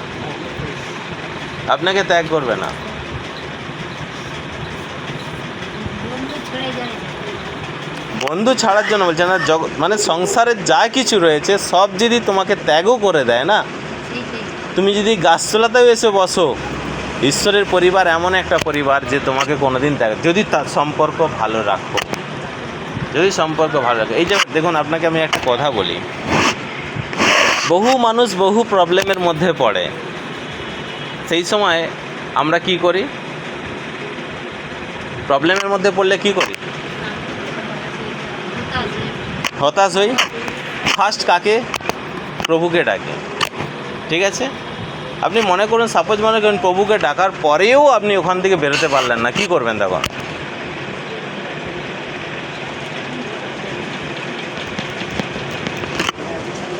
কি করবেন?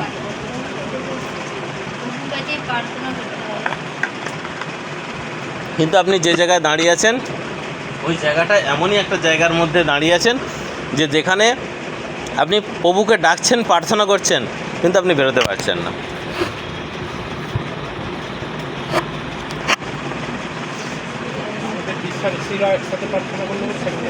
হ্যাঁ, আরে বাবা, আমার এক্ষুনি দরকার, আমি যে প্রবলেমের মধ্যে পড়েছি, এই প্রবলেম থেকে আমাকে এক্ষুনি বেরোতে হবে, তখন আমি কি করব? হ্যাঁ, বাক্য তো এই চেনের মধ্যে বন্দী হয়ে গেছে, অন্তরে রাখতে হবে, কাজে লাগাতে হবে। আচ্ছা, আপনি একটা কথা বলুন তো, বাক্যকে আপনি কাজে লাগাবেন না আপনাকে বাক্য কাজে লাগাবে? তাহলে আপনি বাক্যকে কী করে কাজে লাগাবেন? এটাই হচ্ছে নত। আপনি এমনভাবে নিজেকে নত করুন যাতে বাক্য আপনাকে কাজে লাগাতে পারে। প্রবলেম আসুক, যাই পরিস্থিতির মধ্যে ফেস করুন না কেন, বাক্য আপনাকে ওখান থেকে বের করে নিয়ে আসবে। কিন্তু সাপোজ মনে করুন বাক্য তো কিছু আছে কিছু নেই, তা কী হবে? ওইখানেই অসুবিধা। তাহলে আমরা মানুষকে কি তিলভাবে শেষ হতে দেখব? রাস্তা আছে, সবের রাস্তা আছে, বেরোনোর রাস্তা না সব আছে, সব রাস্তা আছে বেরোনোর, কোনো রাস্তাই বন্ধ না। হ্যাঁ, রাইট, চাবি আছে। সমস্যা হচ্ছে তালা হচ্ছে সেই সমস্যা, যে বাক্যটা বলেছিলাম তার হচ্ছে চাবিও আছে, কিন্তু আরেকটা সবথেকে বড় বিষয় আপনাদের কাছে আমি বলে যাচ্ছি, কেন আপনাদের কাছে বলছি, হ্যাঁ তবে এটা তখনই সম্ভব হবে, ভালো করে হৃদয় খুলে শুনে রাখো। এটা তখনই সম্ভব হবে যখন আপনি এই যে ঈশ্বরের পরিবার, যে যত মানুষ যে আছে, কেন বলছি দৈহিকভাবে তোমরা চেনো না, দৈহিকভাবে চিনতে যেও না, আত্মিকভাবে তাদেরকে চেনো, আত্মার সঙ্গে সংযোগ স্থাপন করো। যখন আপনি প্রবলেমের মধ্যে পড়বেন না, তখন প্রভুকে মনে করবেন ফার্স্ট প্রভু। আর যার সঙ্গে এখানে উপস্থিত যত মানুষ রয়েছেন না, শুধু আপনাকে কাজ কী করতে হবে জানেন? শুধু চেহারাগুলোকে না আপনার চোখের সামনে ভাসিয়ে নিয়ে আসতে হবে, মানে তাদের ভালোবাসাটা, ঠিক আছে? শুধু চেহারাগুলোকে না শুধু চোখের সামনে ভাসিয়ে নিয়ে আসতে হবে। আর যখনই ভাসিয়ে নিয়ে আসবেন না, এদের ভালোবাসার মধ্যে থেকে না একটা শক্তি উৎপন্ন হবে। এটা সম্পূর্ণ আত্মিক বিষয়। এদের ভালোবাসা থেকে একটা শক্তি উৎপন্ন হবে, আর এই শক্তি আপনি যে সমস্যার মধ্যে পড়েছেন সেই সমস্যার সঙ্গে লড়ে আপনাকে বের করে নিয়ে আসবে।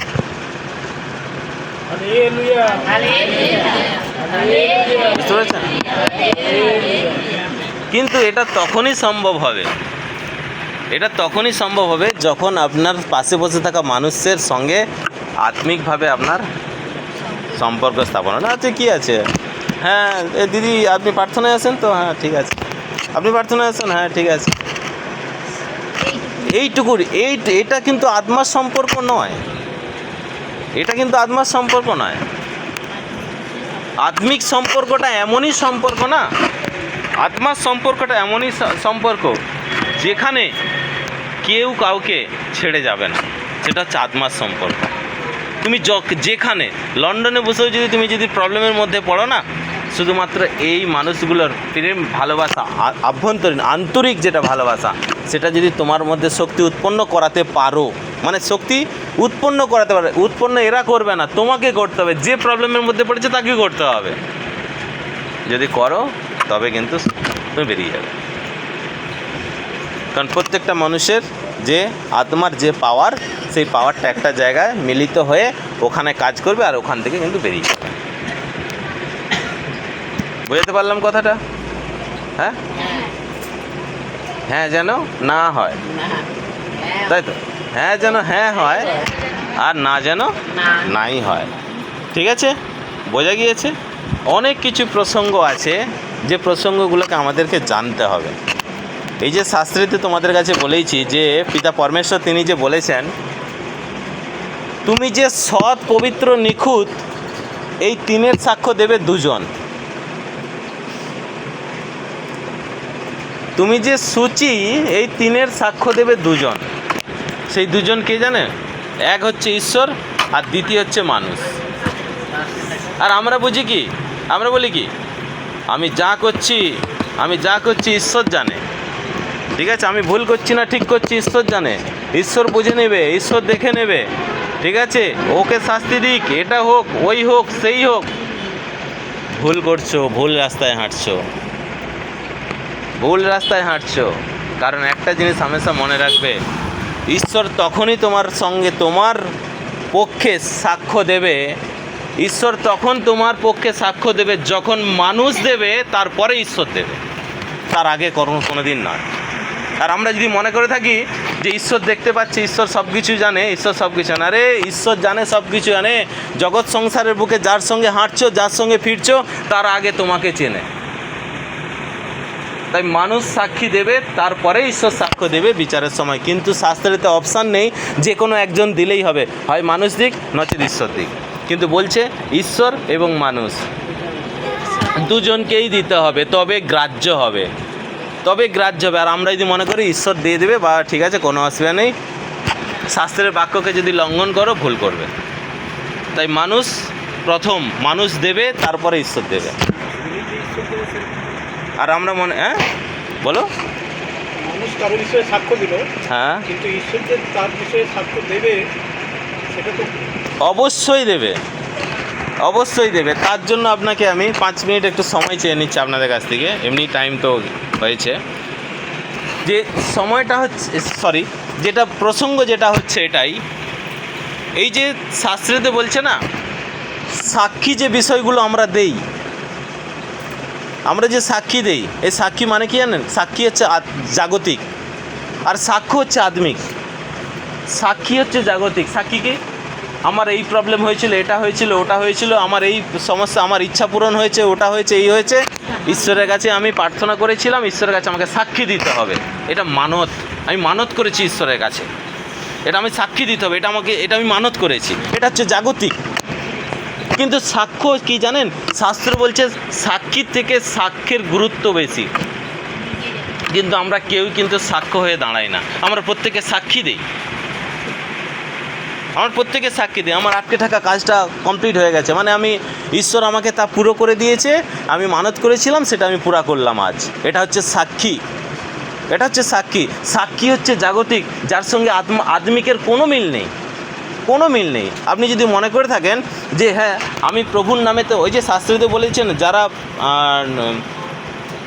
নবী হয়ে কথা বলেছিল, বলছে আমি প্রভুর নামে এটা করেছি, ওটা করেছি, সেটা করেছি, ঈশ্বর তারপরেও বলছে আমি চিনি না। তাহলে আমরা এইখান থেকে আমরাকে বুঝতে হবে যে সাধারণ মানুষ যদি এটা বলে যে প্রভুর নামেতে আমার জীবনে বহু কিছু চমৎকার হয়েছিল, তার মানে আমি হচ্ছে প্রভুর যোগ্য, তাহলে কিন্তু ভুল। প্রভুর যোগ্য হতে গেলে একটা মানুষ আরেকটা মানুষের জীবনে সাক্ষ্য হয়ে দাঁড়াতে হবে। সেই সাক্ষ্য মানে কি জানেন? সাপোজ মনে করুন আপনাদের দুজনকে আমি উদাহরণ দিই, আপনি আপনার প্রবলেমটা এনাকে বলেছেন, এনার প্রবলেমটা আপনিও জানেন, ঠিক আছে? তাহলে আজকে কি হলো না, পরমেশ্বরের কাছে আপনারা কিন্তু প্রার্থনা করেছিলেন, এই প্রার্থনার পরিপ্রেক্ষিতে এনার জীবনে ভালো কাজ হয়েছে, ঠিক আছে? ইনি কিন্তু ঘর থেকে ডিসিশন করে নিয়ে আসছে যে আমি আজকে কিন্তু সাক্ষী দেব, আমি আজকে সাক্ষী দেব। ইনি ঘর থেকে ডিসিশন করে নিয়েছেন তিনি সাক্ষী দেব। উনি দাঁড়িয়ে বলছেন যে আমি সাক্ষ্য দেব। তাহলে যখন উনি সাক্ষ্য দিচ্ছেন, এনার জীবনে যে কাজ হয়েছে, এনার আনন্দ কিন্তু এই লেভেলে। আর উনি কিন্তু আপনার জীবনে পরমেশ্বর চমৎকার করেছে, ওনার আনন্দ হচ্ছে এই লেভেলে। বুঝতে পেরেছেন? তার মানে কি? মানে উনি যখন সাক্ষ্য হয়ে দাঁড়াচ্ছে যে দিদির জীবনে বহু কিছু কর্ম আছে, আমি এনাকে তিলে তিলে ভেঙে পড়তে দেখেছিলাম, পরমেশ্বর এনাকে অভিষেক করেছেন, আর অভিষেকের মধ্যে দিয়ে আমি তিলে তিলে এনাকে গড়ে উঠতেও দেখেছি। তো পরমেশ্বর পিতাকে আমি ধন্যবাদ জানাই যে এনাকে পরমেশ্বর আরও অভিষেক করুক, আরও পরমেশ্বর পিতা এনাকে আশীর্বাদে ভরিয়ে দিক। সত্যি পরমেশ্বরকে ধন্যবাদ জানাই। ইনি চিন্তার মধ্যে পড়বে, আরে বাপ রে বাপ, এনার মধ্যে এত আনন্দ, এনার মধ্যে এত খুশি, আমার বিষয় নিয়ে ইনি চিন্তা করেন, তাই না? সেটা হচ্ছে সাক্ষ্য, সেটা হচ্ছে সাক্ষ্য। মানে এনার জীবনে কাজ হয়েছে, এনার আনন্দ এই লেভেলে, আর উনি সাক্ষ্য দিচ্ছেন এনার আনন্দ এই লেভেলে। বুঝতে পেরেছেন এইবার? তাহলে এবার যেই দিন আপনি সাক্ষ্য হয়ে নিঃস্বার্থে একটা মানুষের জন্য চিন্তা করবেন এবং সাক্ষ্য হয়ে দাঁড়াতে পারবেন, সেই দিন আপনি ভেবে নেবেন, সেই দিন জেনে নেবেন আপনার চলার পথ কিন্তু সোজা, আপনি ঠিকঠাক পথে চলছেন। বোঝা গিয়েছে? সাক্ষ্যের ভূমিকা হচ্ছে শাস্ত্রেতে বহু। সাক্ষী জাগতিক, সাক্ষ্য হচ্ছে আত্মিক। মানে কি, আমি এনার জন্য প্রার্থনা, মানে উনি ওনার জন্য প্রার্থনা করেছেন, এনার জীবনে চমৎকার হয়েছে, এটা হয়েছে, এই যে গড়ে ওঠাটা, মানে উনি প্রমাণ করছেন যে আমি নিঃস্বার্থ জীবনযাপন করছি, আমি এনাকে ভালোবেসেছি, ঈশ্বরকে আমি ডেকেছি, ঈশ্বর এনার জীবনকে যা প্রবলেম ছিল ইনি মুক্ত করেছেন, আমি সাক্ষ্য হচ্ছি। আমি দেখেছি এনাকে তিলে তিলে ভেঙে পড়তে, আমি দেখেছি ঈশ্বরের অভিষেক নামতে, এবং এনাকে গড়তে আমি দেখেছি। উনি সাক্ষ্য দিচ্ছেন। তার মানে ঈশ্বরের কাছে উনি কিন্তু প্রমাণ করছেন যে আমি নিঃস্বার্থভাবে জীবনযাপন করছি। বোঝাতে পারলাম কথাটা? বুঝতে পেরেছেন? হ্যাঁ, ডাউট কোনো কোনো যদি ডাউট থাকে বলবেন, কিন্তু সাক্ষ্য যতক্ষণ না হয়ে উঠতে পারবেন ততক্ষণ পর্যন্ত কিছু নেই। সাক্ষী আপনি লাইফ টাইম, আমি আপনাকে বলছি তো, দেহেতে যতদিন বেঁচে থাকবেন প্রভুকে ডাকতে থাকুন, প্রভুর চমৎকার আপনার জীবনে ঘটবে। আপনি একটার পর একটা গয়লাখালী মণ্ডলীতে এসে সাক্ষ্য দেবেন। আরে আমরা তখন বলছি কি, আরে বাপ রে বাপ, পরমেশ্বরের চমৎকার খুব হচ্ছে, প্রভু ওনার জীবনে কত সুন্দর সুন্দর সাক্ষী পেলাম। এবার সব থেকে বড় প্রবলেম কি জানেন? প্রবলেমটা হচ্ছে এটা, সাপোজ ইনি সাক্ষী দিল, এনার জীবনে কাজ হলো সাক্ষী দিল, আমার এই হয়েছিল, ওই হয়েছে, সে হয়েছিল, পরমেশ্বর পিতা আমাকে খুব সুন্দর রেখেছে, খুব সুন্দর। বাজাও তালি, সবাই তালি বাজছে, হাতে তালি, ভেতরে চলছে চক্র, ফাঁদ বুনছি নিজে নিজে, কি করে হলো? এটা তো হওয়া উচিত ছিল না, এটা কি করে ওনার জীবনে হলো? এটা তো সম্ভব নয়, কি করে হতে পারে এই জিনিসগুলো? এইগুলো তুমি নিজের ফাঁদ নিজে বুনছো, নিজের ফাঁদ নিজে বুনছো তুমি। তাই আমি যদি সাক্ষী শুনে যদি আমি অন্তরে ফাঁদ বুনতে থাকি, তাহলে এই রকম সাক্ষী না শুনবো আর না তো আমি নিজের অন্তরে ফাঁদ বুনবো।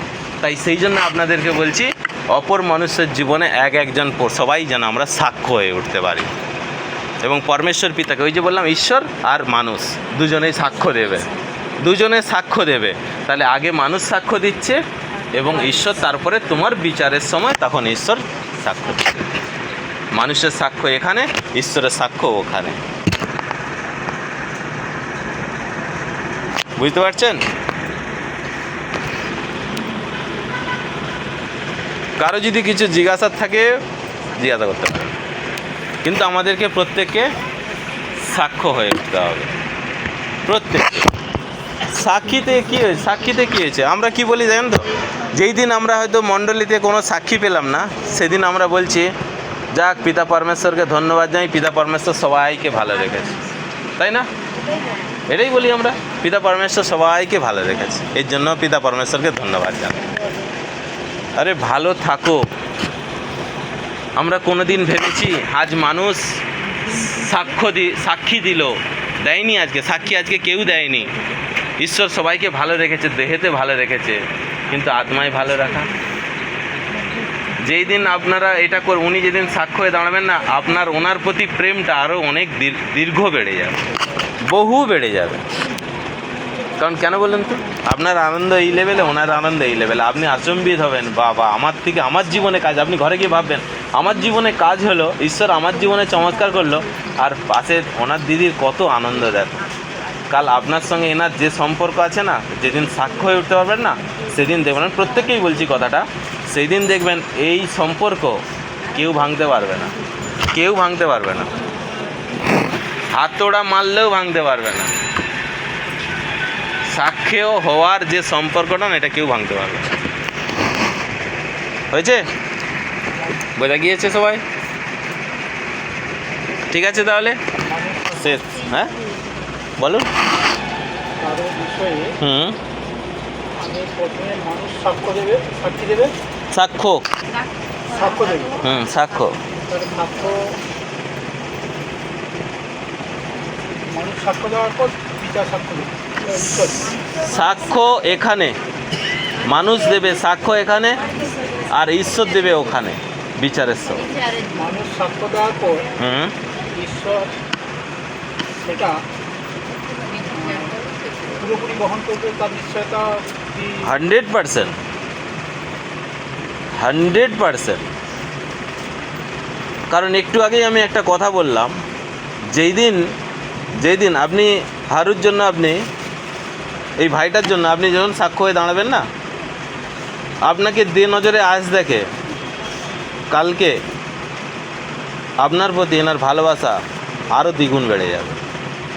এবং তখন হবে কি জানেন, আপনার আত্মার সঙ্গে এনার আত্মার একটা মজবুত সম্পর্ক গঠিত হবে, মজবুত বন্ধন হবে।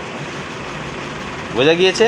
আর সেই মজবুত বন্ধন তোমাদেরকে উভয়কেই এই সত্যেতে এগিয়ে যেতে বহু সাহায্য করবে, বহু সাহায্য করবে এগিয়ে যেতে। কিন্তু আজ আমরা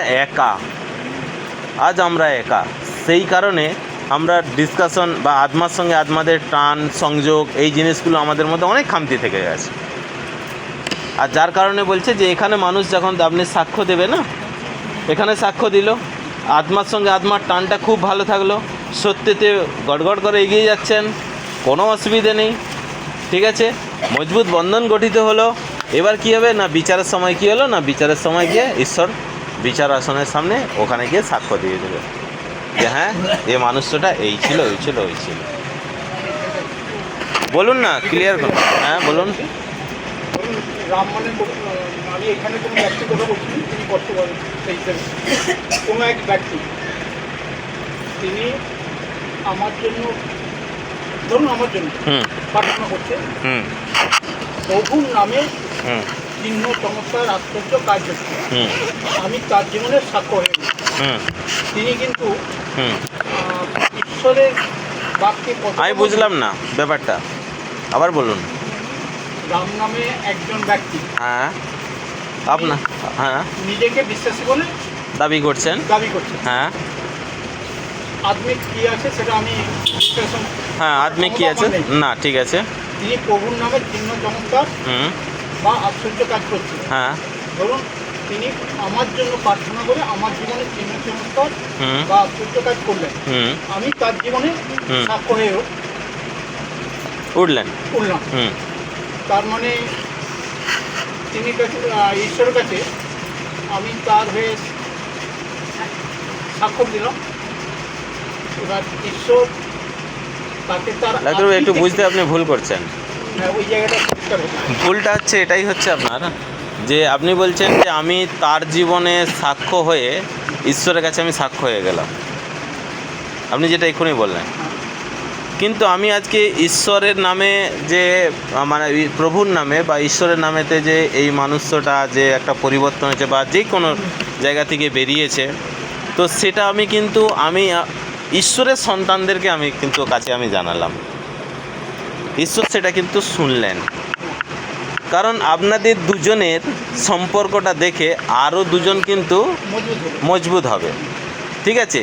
এই মজবুত কেন পরমেশ্বর এটা বলছেন, এই মজবুত বন্ধন যতক্ষণ না হচ্ছে তোমরা দুজনের মধ্যে সত্যের ডিসকাশন কিন্তু হচ্ছে না, সত্যের ডিসকাশন কিন্তু হবে না। আর যখন সত্যের ডিসকাশন হবে তখন কিন্তু তোমরা উভয়েই কিন্তু একে অপরের পরিপূরক হয়ে গেলে, ঠিক আছে। মানে কি একটা ডিসকাশন চলতে থাকলো, চলতে থাকার পরিপ্রেক্ষিতে তুমি ঈশ্বরের নামেতেই করছো, ঈশ্বরের কাছেই করছো, সব কিছু করছো, কিন্তু যখনই এই পর্যায়ে যখন আসবে তখন কিন্তু তোমরা এই সত্যের আলোচনাটা আরও গভীরভাবে হবে। আর যখন গভীরভাবে হবে তখন তোমাদের জীবনে মন্দ কিন্তু রাজ করতে পারবে না, ঠিক আছে।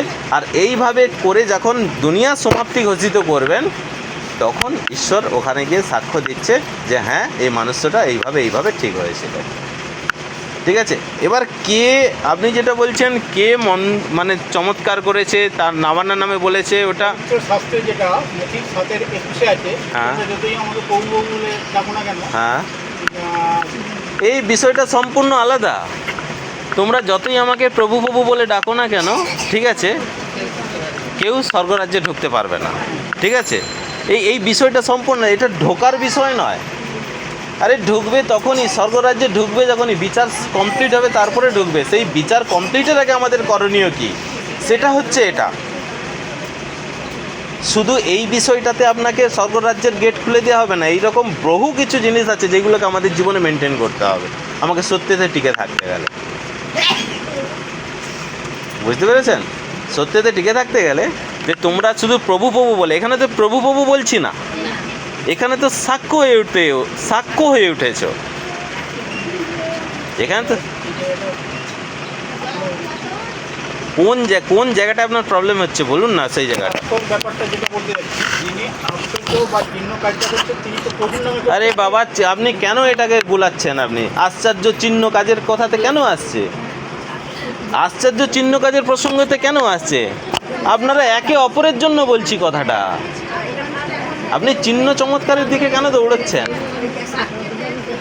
এখানে তো চিহ্ন চমৎকারের কোনো প্রসঙ্গ নেই, বলছে যে পাশে বসে থাকা মানুষের সাক্ষ্য হয়ে দাঁড়াও। সেই পাশে বসে থাকা মানুষের সাক্ষ্য হতে গেলে আপনাকে এই রকমভাবে আপনাকে যেতে হবে, চিহ্ন চমৎকারের প্রসঙ্গে তো নয়। এই যেটা বলছেন ওটা আমি ক্লিয়ার হয়ে গেছে। হ্যাঁ, তাহলে আবার কি আছে এখানে?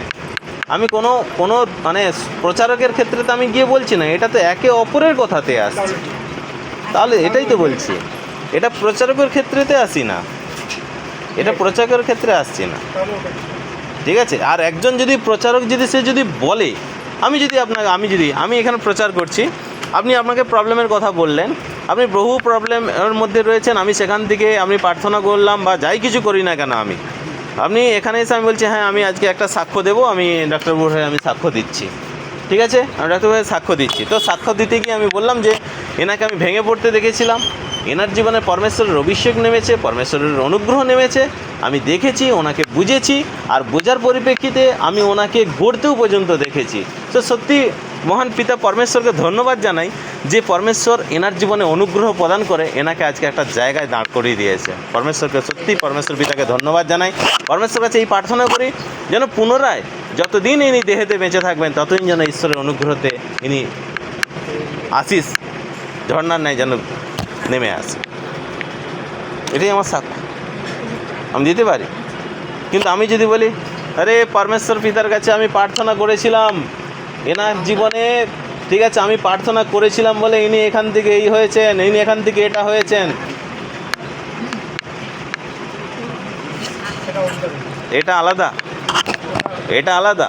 আর এটার মধ্যে আমি যেতে চাইছি না। এটার মধ্যে একজন প্রচারকও আসতে পারে, যেটা স্বাক্ষর প্রসঙ্গে বললাম, আর যারা শুনছে তাদেরও আসতে পারে। Clear? Hallelujah, hallelujah, hallelujah, hallelujah, hallelujah, hallelujah. ধন্যবাদ প্রভু যীশু মসিহ, ধন্যবাদ প্রভু যীশু মসিহ, ধন্যবাদ প্রভু যীশু মসিহ, ধন্যবাদ স্বর্গীয় পিতা, ধন্যবাদ স্বর্গীয় পিতা, ধন্যবাদ স্বর্গীয় পিতা। Amen, amen, amen.